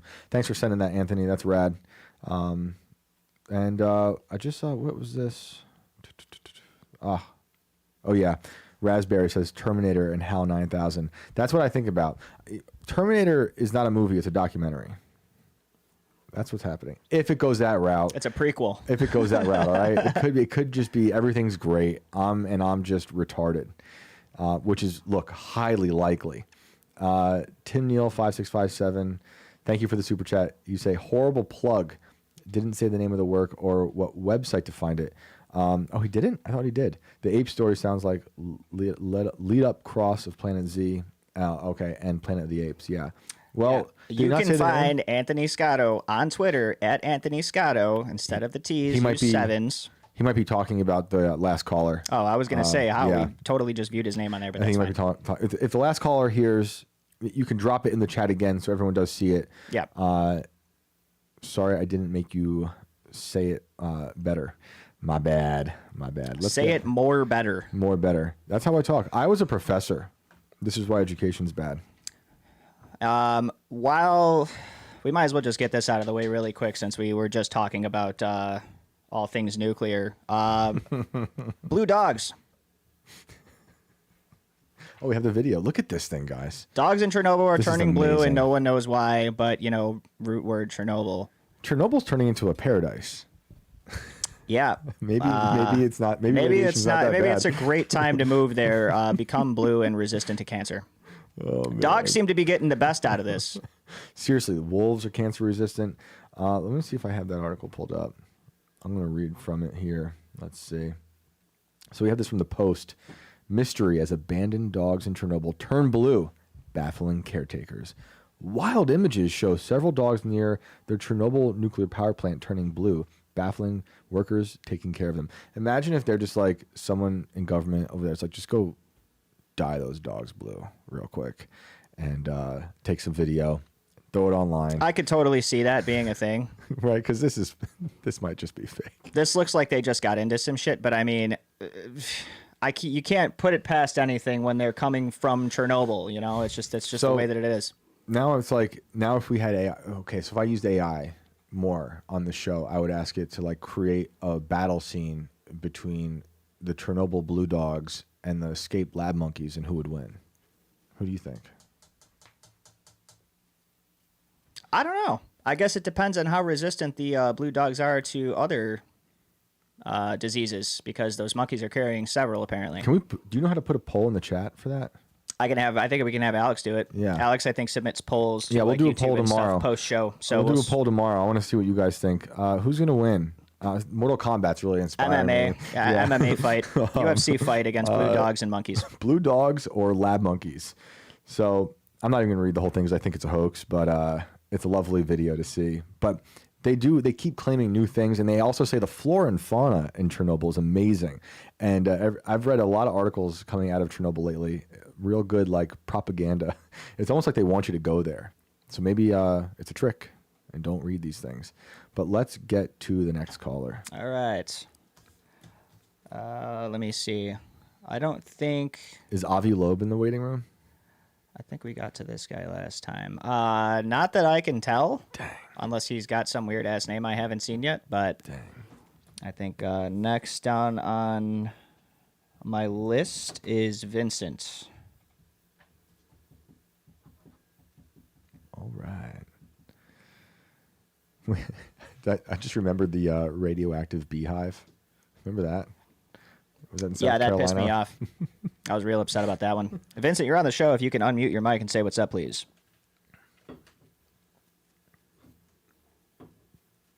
Uh-oh. Yeah, radioactive wasps. Uh-oh. What a time to be alive. Josh Egan says, best professor you could ask for. If you're talking about me, I don't know. I did have fun. My classes were a lot of fun. We would have, the writing classes were great. A lot of fun writing experiments. And I like to, back then, match up. I would have classes where I would match up rappers with genres of literature. And so, like, Lil Wayne would be like William Faulkner, because they both did stream of conscious writing. So we would I would bring in like the clean versions. Even back then I knew better, and talk about run-on sentences and stream of consciousness. Tim Neal, thanks again for the super chat. He said, yeah, talking about the caller that asked if he could do a plug and then didn't give any info. I thought he did, but I guess he didn't, about what he was plugging. So please, if you're listening, shout it out. Vincent, are you there? I think so. Can you hear me? Yeah, we Hope can. so. What's Welcome to the up? show. Awesome. What's going on? Oh, there's so many things. It's been a long time since I called you, since I talked. It's been a few months now. Welcome well, back. But yeah. Let's get into Let me it. think. What do you want to talk about first? Because I want to go into some ghost stories. Go ahead. Yeah, let's do ghost story. It is almost. It's Halloween. Yep, it is almost getting there. Halloween. We could use some ghost stories. Let's take a break from Alrighty. the AI doom and gloom that I bring to the show. So the last time I was on, actually a couple times, I was talking about how, I grew up in a haunted house. And so it was I believe an experience or two, I went over my haunted house, and then a couple experiences in my adulthood. And so now I want to go back to my youth in the haunted house. And so actually the first thing I really want to talk about is the shadow guy, the shadow people, or shadow hat man, when it comes to that one. All right. So yeah, I mean, there's so much. I could break up my notes for all the stuff, but let's talk about that, because one thing that's been irking me once, I started listening and people started talking about that shadow guy, and then the stories about how he got more defined as we went on, what people describing like what it looks like, especially it's this person in a suit. You can't really see his face. He's got a hat, like almost like a top hat, or like this oldie style kind of hat. But also the interesting thing that some people mentioned also was a scarf across the face. You can't really see his face. You only really get to see the eyes, if I'm remembering correctly. And so I want to go back into my mother. She saw that little creature when she was growing up in Medford. Now with her, she called it the little man. It wasn't this big guy. She saw this little creature with this hat, scarf across his face, and she's probably very young, 4 or 5 years old. It would scare her when she was looking at the in her bedroom. He would like look into her bedroom, and then she would like get out of her bed and run upstairs and go like, "Oh my God, I saw the little man." And she would go cry to her mom, to my grandmother, about the little man that she had saw. And later on, I had her draw it for me, and that's where, seeing that image and what she had drawn, and then a lot of people talk about that. That was very, very interesting. And so to get around about with me, there was some time when I was in college, I had I guess you could say, it wasn't so much of a nightmare. It was a very, very interesting dream, a very vivid dream, where there was that creature, this shadow hat man. But I call him Shadow Hat Man, because not so much Shadow Man, because he's got this hat, and I want to be very specific about what people are seeing and what I saw with this thing. And it was very strange how in the dream there was like a doorway, and it was closed, but it was a door, but there was nothing attached to it, just like a door frame and a door. And I'm looking at this from afar. So I see this creature walk up to the door, and the door is closed. And then this is where dreams are weird. So they shift perspective really quick. So then the perspective shifts to, I'm in front of the door with this door frame. I open up the door, and then that shadow hat creature guy holds up a gun and shoots me right in my head, in my third eye. And I wake up, and I was like, that was really, really interesting. Yep. So it's just, and so to get back to things I saw when I was a child, I don't directly know if this was, say, that shadow hat creature, but in this house I grew up in what we call in the cellar. So I'd walk by the hallway, and not always, but oftentimes, whenever I was walking by the cellar, I would see a shadow person running up the stairs, almost kind of in place, but just like this, but it didn't have a hat, but it was just this shadow person running up the stairs, or trying to run up the stairs. And I would always try to run by the hallway quick there, because I didn't want to see this thing. I was like, how many times am I going to, see this thing again? And man, did I see that thing a lot, quite a few times. Now, was it me just, seeing stuff out of the corner of my eye? I don't know. But this is where I want to get to the actual ghost story I want to talk about, which happened more outside the house. Oh God, there's so many. Sorry, my brain's kind of flooding with stories. This one, in the woods near the house, this one gets really strange. My dad was taking us to go see, me and my younger sister, to go see, there's a stream that runs into the woods, to go see where the stream comes out from this little pond, like a vernal pond. It was starting to get dusk, and we're walking up into the woods. And me and my little sister, we start seeing this ghost house, is the only way I like to describe it, start to materialize out of nothing. And again, the way to imagine it is it's almost see-through, and as it starts getting darker and more as the sun started going down, the house starts becoming more and more solid. And the scary things about this house, what terrified us, so like me and my younger sister, we start freaking out, crying, not so much screaming, but we were crying. We were pretty distraught. And my sister couldn't really, she was so young and also so crying so much, she couldn't really verbalize what was going on. I was able to verbalize with my dad, hey, we're seeing this thing materialize out of nothing. And it's as we get closer and as it starts getting darker, the house is getting more and more solid. And again, to get back to the house, the scary thing about the house, the color of the house was like a gray, but the windows, there was nothing on the windows. The windows were pitch black, pitch black, just nothing on the windows, like just pitch black. And this is one of those things. Like, it's too bad. I should at some point I'll follow up with a picture of what these houses looked like and kind of how the stream. Now the stream, that was another thing. Where the stream was coming from the woods, it was almost coming from where the doorway was. And I'm trying to remember too. I believe the doorway was also like a pitch black door. Like, but when I mean pitch black, I mean like space black, like nothing. Right. So, and we just kept, I was saying to my dad, he's like, what's going on? Why didn't you want to go any further? And I was like, the house. And he's like, what house? What are you talking about? There's no house there. And I was like, there's a house there. And, and he tried to get us to go further, and we were just completely like crying, freaking out. And he was like, all right, we'll turn you back and turn home. And so I always love to bring that up because he's never really seen a ghost. He doesn't really believe in the paranormal. He has like one experience that he could talk about. But when it comes to that, I always love to bring it up because I'm like, do you remember the ghost house when we were young? Do you remember you taking us up to the woods there and us freaking out? And he's like, I remember you guys freaking out, but I never saw a house. And he remembers that we all, me and my younger sister, we were seeing this ghost house just form out of nothing. Can you say where this was? Like what state? This is right where I grew up in Waltham. So I don't want to dox myself too much. No, yeah. That's fine. I'm just curious because we've had a long time ago, we had a caller somewhere in the South call in and share a very similar story about some sort of ghost house. I mean, I don't know how else to put it, appearing in the woods.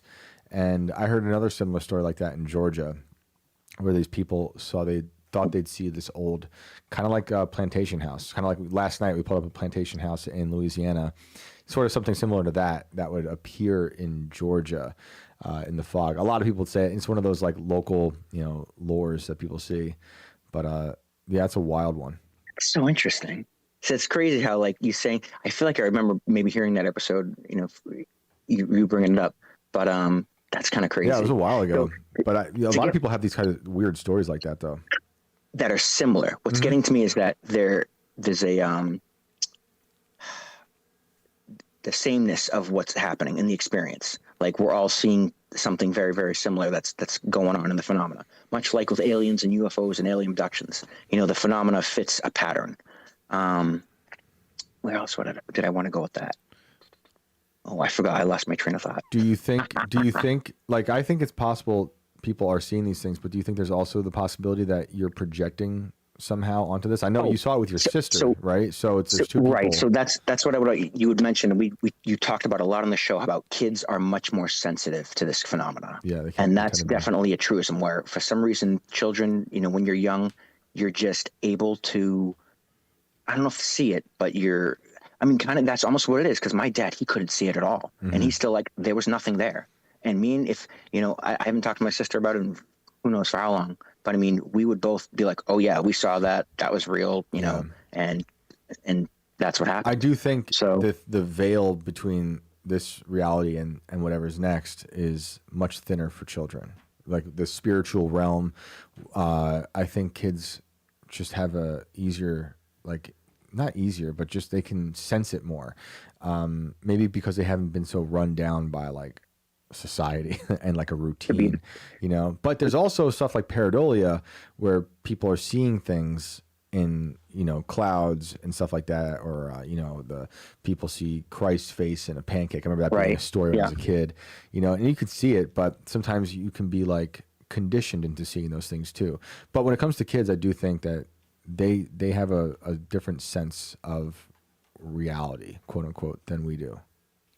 I mean, it could be, who knows, like Alex Jones was like, we're calcifying our pineal glands with the fluoride in the water, something true. Like that. I mean, these are all sorts of things like nobody's doing the test, so we don't really know what's going on yet, but we do have some sort of patterns that we can go by about what's actually happening.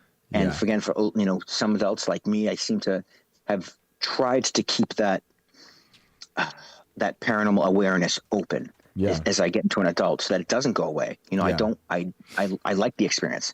And so this is something I've been wanting to talk to Renee in the chat, but I'd rather just talk it out. When I wanted to call in, I was like, let's put it this way. So when it comes to like Renee and the haunting stuff that she's going through and how she keeps freaking out, Renee, you got to stop freaking out. this is where I almost feel like, and a lot of people also mentioned, you're giving it power, but you're giving it power in the wrong way that people are saying. A lot of people are saying, don't acknowledge it, don't do this, call the name of Jesus or almost in a way curse it kind of thing. And I'm going to take the exact almost opposite view of this. What she almost needs to do is like go out, give it 6 hours, 12 hours, come back and be like, hey, I was a real jerk. I'm sorry. And let's try and get off on a new foot.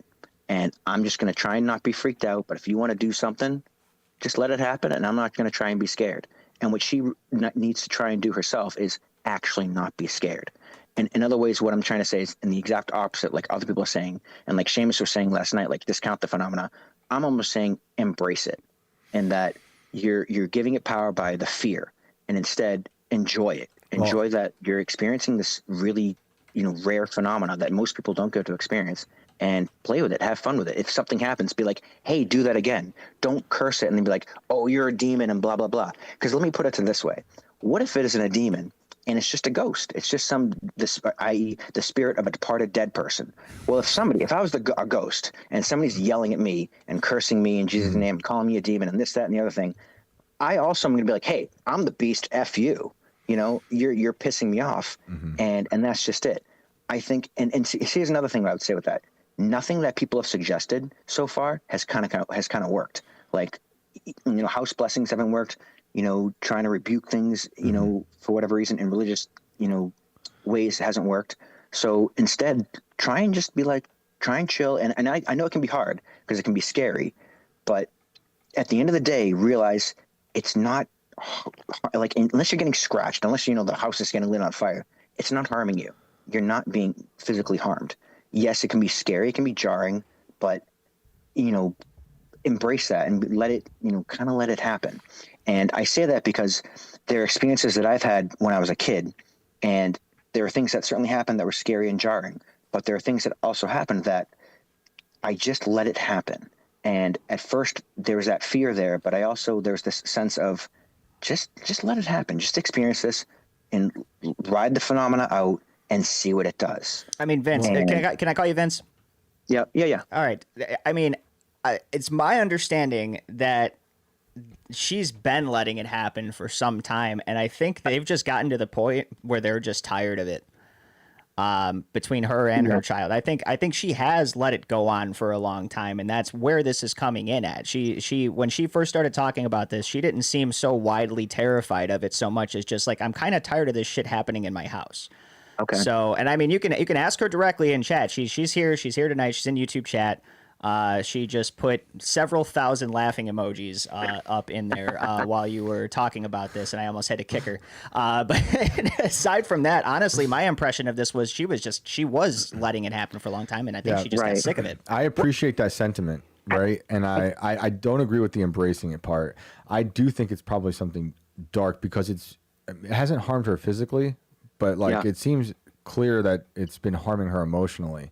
So that can't be a good thing to want to embrace, even if it's like, like what you're saying, if to go down that route, and it's like it's just a ghost, it's still then causing like great emotional distress to her. And I think I get that. And I think the reason it might not be working, and this is just coming from my point of view as a Christian, is that I know Renee says that she is doing her best and praying and stuff, but as we've discussed, a lot of this stuff is kind of centering around her daughter, who, as far as I know, and Renee, correct me if I'm wrong, isn't so much embracing that. So if it is centering her daughter, and her daughter's not kind of embracing it, I don't think that's going to... Yeah, that's not really something you can tell a kid, you know, like, hey, just let it happen. It's fine, the kid's terrified. So, now, another aspect of this that I want to go with what my experiences were when I was younger and growing up. Yeah.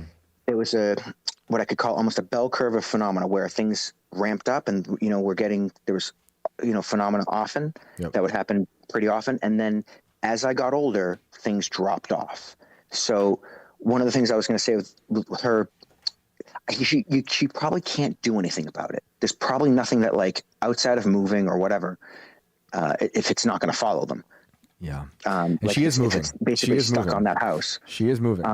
I know. Yeah. I listened to that when she was mentioning the last episode. But what was I going to say with that? You were talking about your own experiences growing out of it as you get older. Yeah. It could be such a thing that you can only give it more energy, and there's nothing really you can do to stop it. It's going to happen. And it's like, yeah, I get like you're saying, like, she's tired of it, Brandon. And that can certainly be a thing. Like, hey, I don't want this to happen anymore. Yeah. It's something you might just have to unfortunately deal with until it rides itself out into, I don't want to say nothingness, but, evens out and isn't happening so much. And that could also be a matter of the kids growing up and getting older. And so as the kids grow up and get older, it'll probably fade itself out. These things certainly happening. They do happen in phases. They can happen in phases. Sometimes they just die out altogether. But we've had a lot of callers who call and say they've, like what you're saying, it kind of, you phased out of it. A lot of other callers who do rebuke it in the name of Jesus, and that's it. But again, they it's very sincere to them as they do it, and it's on them, right? I don't think there were other people involved so much. And there are other people who have experienced these things in places, and maybe that's the case with this. Hopefully she moves. But I've lived in some really old, dark places, like crazy places, and there were weird energies there. I didn't really see anything, but I think it made people crazy, like legit. I'm not saying, Renee, I'm not saying you're crazy, but I'm okay. This is just real quick. This is my example when I say someone's crazy. I had a roommate who was trying to cut her hand off, because she thought it would be cool. And like, I'm telling you, this apartment made people crazy, made people insane. So I don't know what happened to her, but that was what I would say in that. This is that dualistic nature of there's us as people and our minds, our souls, or whatever it is, and then the outside world, the environment that we're interacting with. Mm-hmm. And it's this constant push-pull mechanism between the two. Yeah. And that's also something I agree with you. I dated somebody who had legit schizophrenia, like mental illnesses, saw hallucinations. Mm-hmm. And let me tell you something.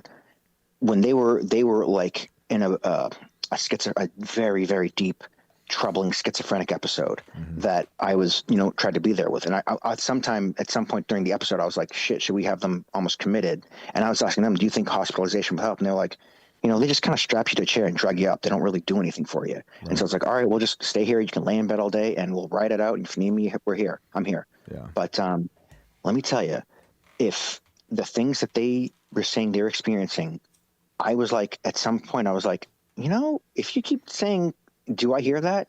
I kind of do too. Like they were hearing these rhythmic sounds and other shadows and things like that. And I was like, if I wanted, especially because we were in a relationship and I'm tapped into them, it was almost as if I wanted to tap into that, I absolutely could. Right. And it's like, it gave me a very compassionate view of like what they're going through. Because it's like, oh, maybe, in my mind, I didn't tell them that, but maybe you're being attacked by ghosts, and maybe it's this push-pull phenomena of you've got this improper mental state, but also that improper mental state is allowing outside forces to attack you, or it's kind of both, or something. Yeah. We don't exactly know yet, but it's not just internal. And on the flip side, it's also not always just external. There is this push-pull mechanism. And in my own experiences and own ghostly phenomena, and with a lot of people, with your own and everybody, people that have talked about these phenomena, there is the phenomena that happens, but also there's an interpersonal thing that it's like, it's not just happening. It's also seems sometimes just for me, this phenomenon is happening for me and I'm able to interact with it. Yeah. So these are these things there that like science, like so I talked before about my science and biology background. They don't want to talk about, they don't want to acknowledge. There's, it's all in the realm of gobbledygook and nonsense. Mm-hmm. But this is what religion basically was created and stems around, because when you look at all religions, our religions will have not texts, but they'll have ways to try and deal with ghosts or demons or spirits or other, like you could say, mental phenomena or possession. Mm-hmm. So every religion has that. It's not just a facet of Christianity. Like you can look at any place across the board. Of course, we got golems, we got genies, jinns. I mean, every religion's got something. I mean, witches and ghosts are in the Bible. Witches are outlawed. Well, all of it's to me, all of it's in the Bible, because all of it stems from Middle Eastern Sumerian religion. Like if you for me as a student of ancient religions in that regard, a lot of like ancient Mesopotamian religion bleeds right into Christianity, and first bleeds right into Judaism and what was going on there, which is then what Christianity bred out from. And so when you look into like stuff like what the Sumerians were believing, it's funny. There's this guy called, I think it's Esoterica. He did a very good video on ghosts from some time ago. And it was interesting how, I can't remember the exact word, but they had a word for what in my mind was the Holy Ghost. And they called it like, it was like this life spirit or life force. Right. And it did have two aspects, like a light and a dark aspect to it. But this life force aspect, which I akin to being like the Holy Ghost, what Christians talk about, and what it's this spirit of life, this thing that's also in a way giving us consciousness. And I don't want to take up too much time because I know you want to get to other callers, but yeah, we should. I do want to get to other callers, but it would be fun to come back to this because I love this conversation about on some next episodes, religions, because I disagree with the Mesopotamia stuff and the timeline there. I but know. I love that idea because a lot of them also share the idea of a catastrophic flood. What does that mean? I mean, we can go into ancient breakaway civilizations from there. I love that stuff. That's something we got into. Who did I get into that with? Oh man, I'm forgetting his name now. But I love that conversation. But I do want to get to more callers since we're getting to the end of the night. Yeah, But absolutely. I really appreciate you sharing those stories. And I'm gonna call in all week. I could ghost stories for every day. So awesome. I'll, Save some for Halloween. Don't spill them all. that's what I'm trying to do. So I appreciate it. Have a good night. all right, good night, guys. Thanks, Bye. Vince. And he mentioned, I think he said schizophrenia at some point, and very interested in that, and just made me think that if you guys haven't listened to the Nephilim Death Squad, been on the show, Top and Raven, they have L.A. Marzulli on their show. I think they've done a few episodes with him. He's got a very interesting take on what that is, and if it's more with the whole demon aspect and whatnot. But fascinating conversation. Let's get to another caller. I did have something here pulled up. This super chat just disappeared. It was about a Love's truck stop in Loudon, Tennessee. Do you have it? I have it. It's gone from my screen now. So if you have it, go ahead and read it. Yeah, Gone Fall. Thank you for that super chat. I don't know if you remember when I called you about yes, I do. When you called about the disappearing Love's truck stop in Loudon County, Tennessee, the change in landscape and its reappearance with everything I saw. Maybe the ghost house's parallel reality veils. That's cool. Yeah, I totally remember that. That was a crazy story. Horror Rod said, I picture this girl as a Korn fan. I imagine you're talking about my old roommate who was going to cut her hand off. No, she wasn't a Korn fan. That was me. She was more of she was like super emo. This was like one of my roommate's girlfriends.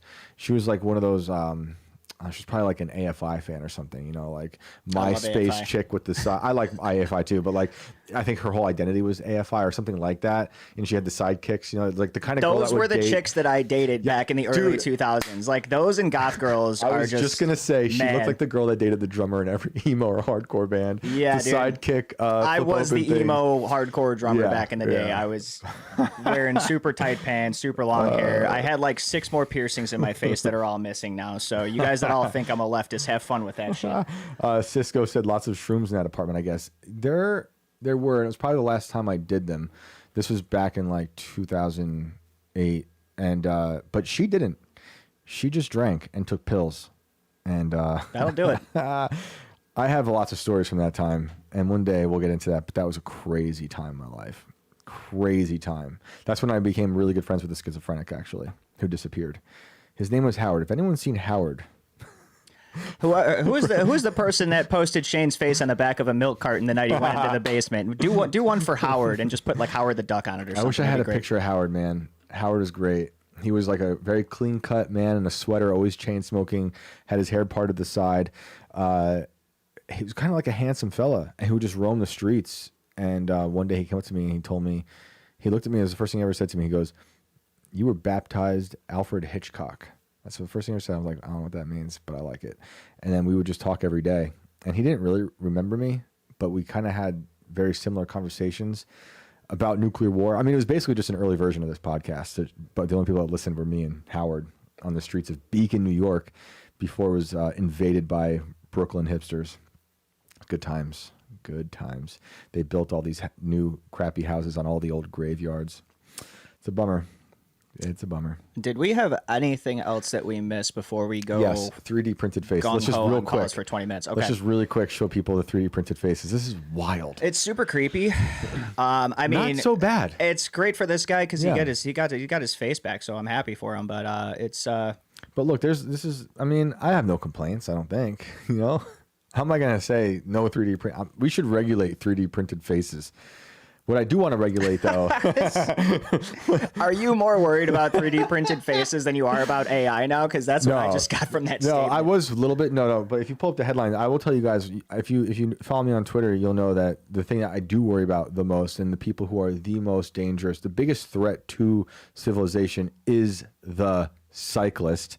So I'm still happy this guy got a 3D printed face, but the cyclist, they are evil, and they are enemies of everyone else that isn't a cyclist. When they say cyclists, they're just talking about people who ride bikes. The spandex guys, I'm imagining. You know, the guys in all the spandex, and they take over the roads. They don't obey anything. Yeah, and they actually want to get killed. They get pissed at you if you don't see them, even though they Yes. have absolutely no visibility half the time, and they come out of nowhere doing Yes. 50. Like, why the fuck? Yeah, Yeah. we have those all in Chicago. We had to give them their own lanes on the roads because Yeah. they're such dicks. If I'm president, they're all going to camps. I'm sorry. Sorry, cyclists. Wow, You're going to camps. this coming from a Jewish guy.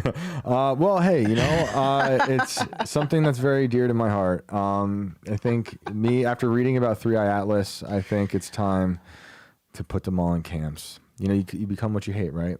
Cyclist gets 3D printed face after drunk driver left him with third-degree burns.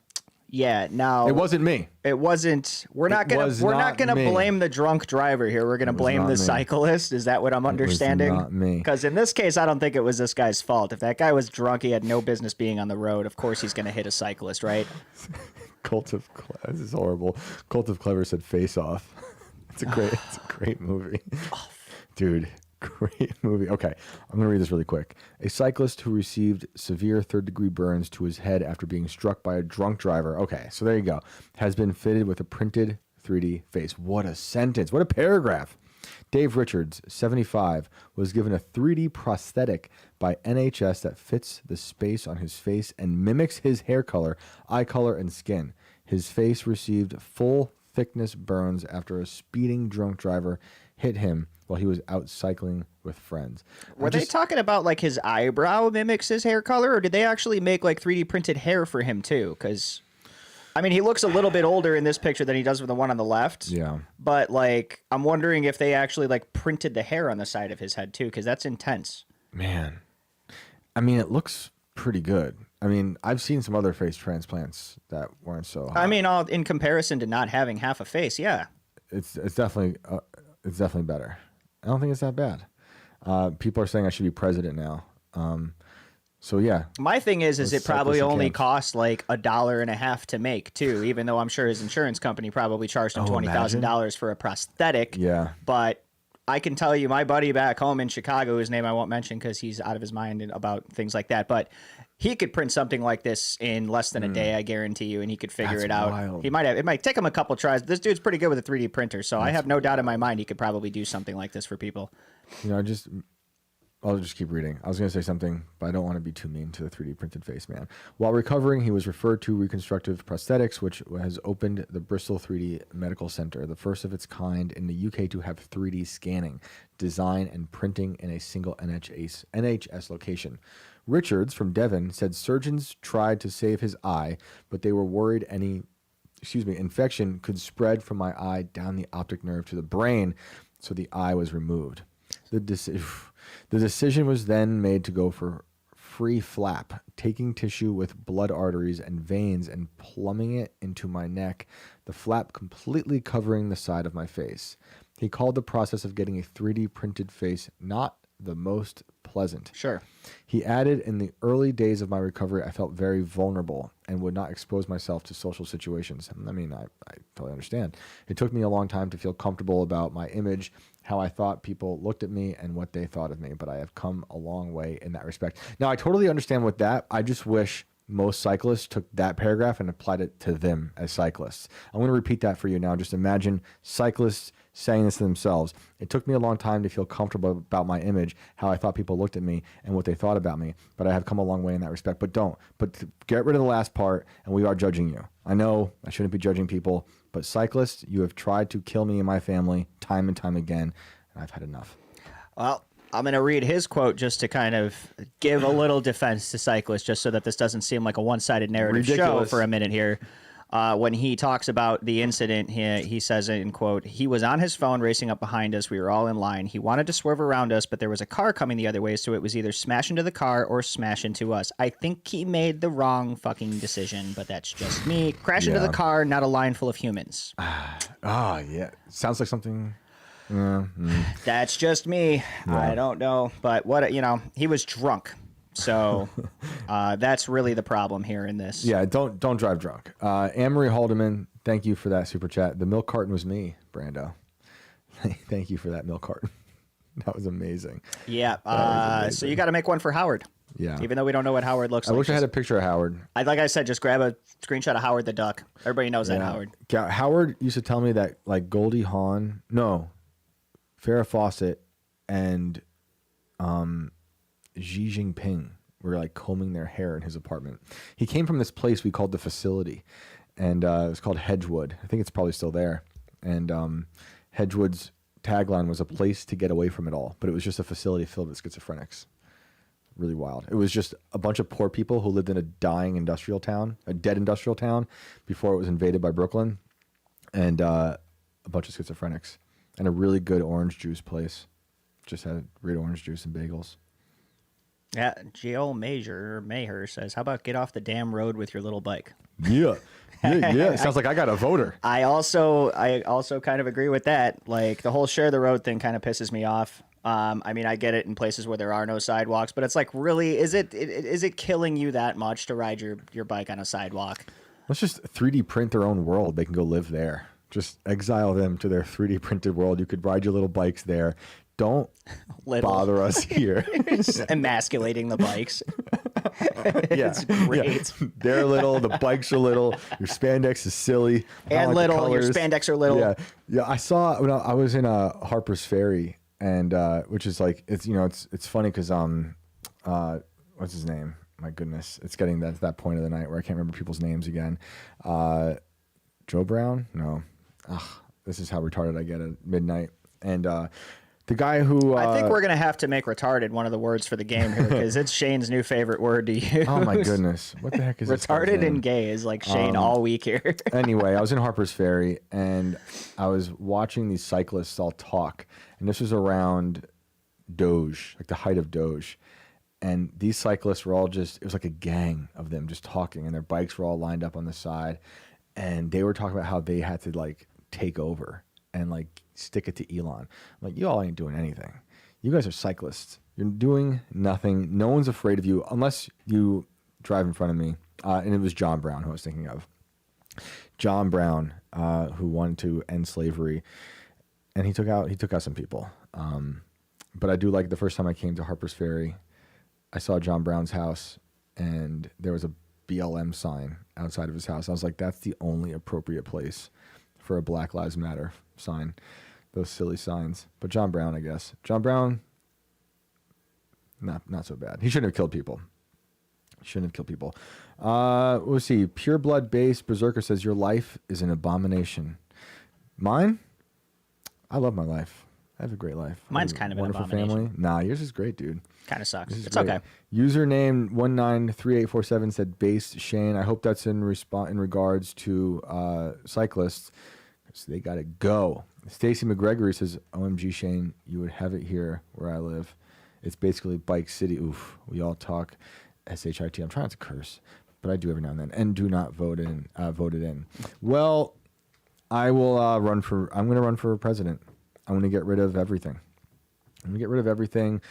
The ATF, the IRS, the CIA, the FBI, the White House, and above all else, the cyclists. And it will be glorious. Darmic the Hunter says, "Oh, fuck that, Brandon. Keep the damn bikes off the sidewalks. Even worse, especially when walking a dog." That I get as well.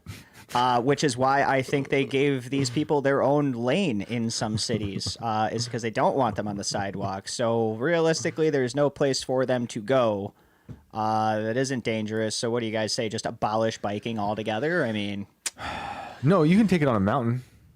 You can go somewhere else, but just not on the trails that we walk on. You go make your other trail. Like I like biking, but I don't want to risk your life or my life on roads. And like, why are they going to do it on a mountain road? Like, we're in a very mountainous state, and these are very narrow roads, hardly any shoulders. And these gang of bloodthirsty psychopaths in their yellow spandex think that they own the road. I have children. I have a car. Pantry Cipher says callers in huge letters. So yeah, let's get back to that. Since we've been attacking bikers relentlessly for 8 minutes now on the show. I hope this next caller is a cyclist. Well, let's find out. I see a name in here I don't recognize, so I want to bring them on in the event that this is a new person. We'll give them a shot here tonight because we've been getting to old callers all night, which I still have a backlog of, which I appreciate. Thank you, guys. We appreciate you calling in. Don't forget to like, subscribe, share the show with everybody that you know. Throw some comments in there for the algo. Let's get to what is likely going to be our final caller of the night, but I have everybody else documented already, so don't worry. We will get you in as soon as we can. We are going to go to a person who goes by the name of Filthy Ketchup. Sounds like it could be a cyclist. My hopes are up. Someone said, not going to lie, I like Smash Mouth. Said, Hello? Hello. Hello. Hey, how's it going? How you doing? Welcome to the show. Oh, wow. Hey, it's nice to meet you guys. That's awesome. Thanks for being here. What's going on? Nothing much. I'd just like to say a couple stories. All right, let's and then hear bring it. something up. Sweet. Real quick, I live in Wisconsin, and a few months ago, I saw there's a storm coming in, and I live in, I already said Wisconsin. Anyways, these dark clouds are coming in, a storm's coming in. I'm sitting on these stairs, and I shit you not, man, like at least 50 to 100 little dots just above these clouds. It's like they're pushing these clouds. It was so weird. And my uncle was there, and he saw them too just for a split second, but it was insane. What can you describe? Insane. Can you describe these little dots? They were just moving in unison, all one, like perfectly separated, just all in the sky above the dark clouds. And I was freaking out. I didn't have my phone. Were they in a straight line? No, they were all grouped up, just all grouped up, but perfectly grouped up, just one giant block of light. It was there so like weird. A pattern of it or anything, circular, square, triangle, anything like that? It looked more spherical. Spherical? And you said they had a light. Was it a certain color? White, definitely pure white. That's crazy. It was super noticeable, very noticeable. Yeah, I actually called the non-emergency. I was like, "Hey, are there any drones going around?" What'd they say? Yeah, because there is a base near, but they should have nothing to do with drones. I know this base. Was it a straight line? Someone asked. Randy Wright is asking, was it a straight line? Did you say that? No. These guys were, when I say grouped up, just imagine like all of them like hovering together, pushing. It was so weird. I don't know how to explain it. With like a formation or just? Yeah, formation. Yeah, Okay. they were perfect unison and a good formation, but like working together, like turning together. It was so weird. Like the lights were like. It was. I don't know. Okay, well that's weird. And did you say anyone else saw it with you? Yeah, my uncle, but he was really drunk, so he couldn't really tell. So, yeah. Okay. Well, what else you got for us? And then I got one more when I was a little kid, probably around 10 years old. My mom and dad would go rummage sailing, and they brought home this mirror, and they put it on this. We had a pantry door, and it led right back to a hallway. And I go to look into the mirror, and I see right through myself, and there's this kid in this red. It's so vivid. There's this kid in this red and white pajamas, and he's playing with the train set on the ground, right at the end of the hall, just pushing it around, not looking at me. It was crazy. And would he look like material? Yeah, he Like was solid, and I physical? saw right through myself. I didn't even see myself. It was so freaky, man. I ran to my mom. I was so freaked out. Any sounds or anything? Like was it No, there? if I remember, I swear he was saying like choo choo, but I don't want to add that in because I don't know for sure. But I do remember seeing the little red and white onesie pajama. Sounds like something out of The Shining. Yeah. Yeah, seriously, man, it was weird. I ran to my mom crying. I was young, but she was like, "We just bought that," and I'm like, "Yeah, who'd you buy it from?" That's creepy. Ed and Lorraine Warren. Oh, nice. Oh man, yeah. Seriously. we should do a check-in with those people soon. Thanks for having me on, guys. Shane, nice to meet you guys. Seriously, I just want to bring up. You may not remember, but I tagged you in the Neo robot home. Oh, is that today? Yes, sir. I sent that to Yeah. Brandon. We can pull that up really quick. Do we have that? Yeah, think that's so. I looked into it. So there's an option for basic cleaning. It does it by itself. Yeah, and I've then got there's that here. expert mode Yeah. where they have someone from the office take over the robot. Yeah, yeah. Thank you for tagging me in that. I've seen this guy give talks before. Yeah, and this he's guy- officially, it's kind of cheap too, dude. I'm not going to get one. I was like, it sounded fun though, but nah. You think it's like, is it real or is it just like is it a midget inside of a robot costume? No, okay, here, I don't trust AI, but I did ask AI. It is real, but like I said, the two options, it is real. It has basic options to clean, do dishes, and laundry. Yep. But then there's experts one where you set up appointments with headquarters with someone taking over through Wi-Fi or Yeah. something. So and this they is- can control it. This Yeah. guy who's with the robot, the humanoid Bornich, he's the guy I saw give a TED talk a while back, who's one of the first guys I saw say, our robots can't be trained in warehouses anymore. We have to put them in your houses.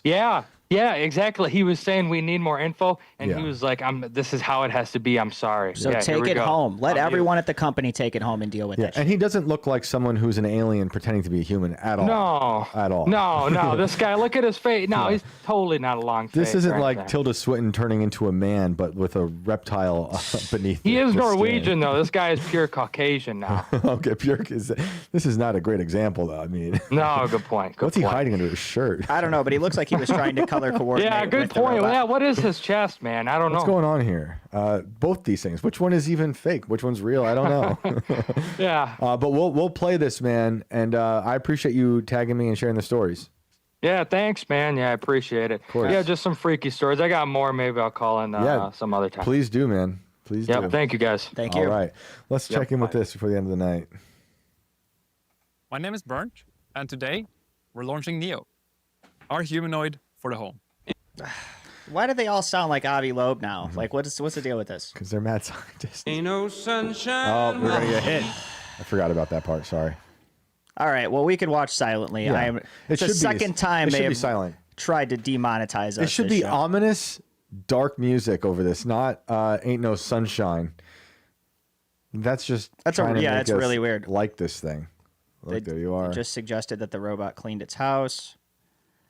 It's cute. You know, I would like to do another segment. Maybe tomorrow we'll look up what are the best bullets for robots. Oh, I like this part. Keep it here. You can get, white, blue, or black. I like that.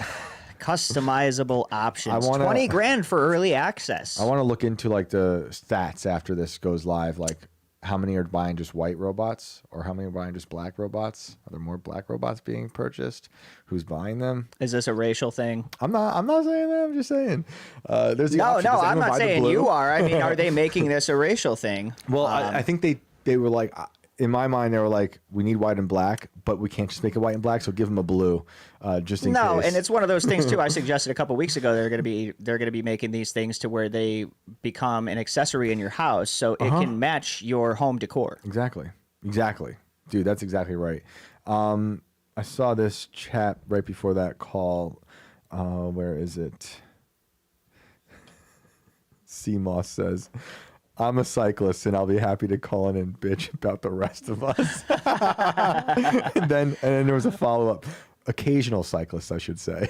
I'd take that. We will take that call. Look, I will work with any level-headed cyclist to remove cyclists from society, and we can work on like a place. Like, look, when Lincoln he proposed getting rid of all the slaves, or sending them back to Africa, or they were even going to create another what do they call it, Lincolnia?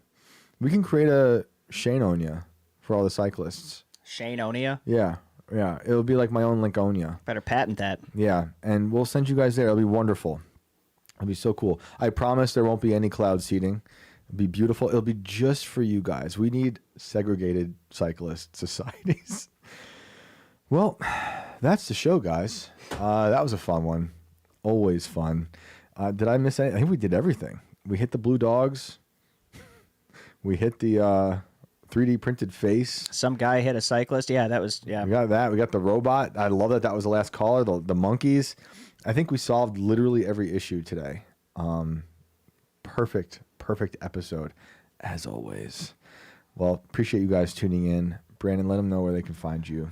You guys can check me out at Brando Inverted on Insta and on X. Thank you to all of our callers and guests tonight. We appreciate y'all. Thank you guys to everybody in chat for keeping up the conversation. We appreciate it. Don't forget to like, comment, subscribe, share. We will be back tomorrow at 10 p.m. Eastern for more weirdness. And don't forget, our Halloween show is going to be Thursday night starting at 10 p.m. and running until 1 a.m. Eastern Time. 3-hour show. Don't miss it. Come hang out with us. It'll be spooky and weird. And Shane, get us out of here. We're going to have fun like we always do. We always have so much fun. It's always so much fun to be in this room.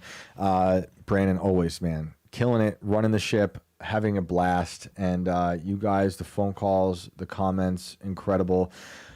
Look out, keep an eye out for the poll. It'll be on YouTube. I don't know if Alex puts them on Rumble.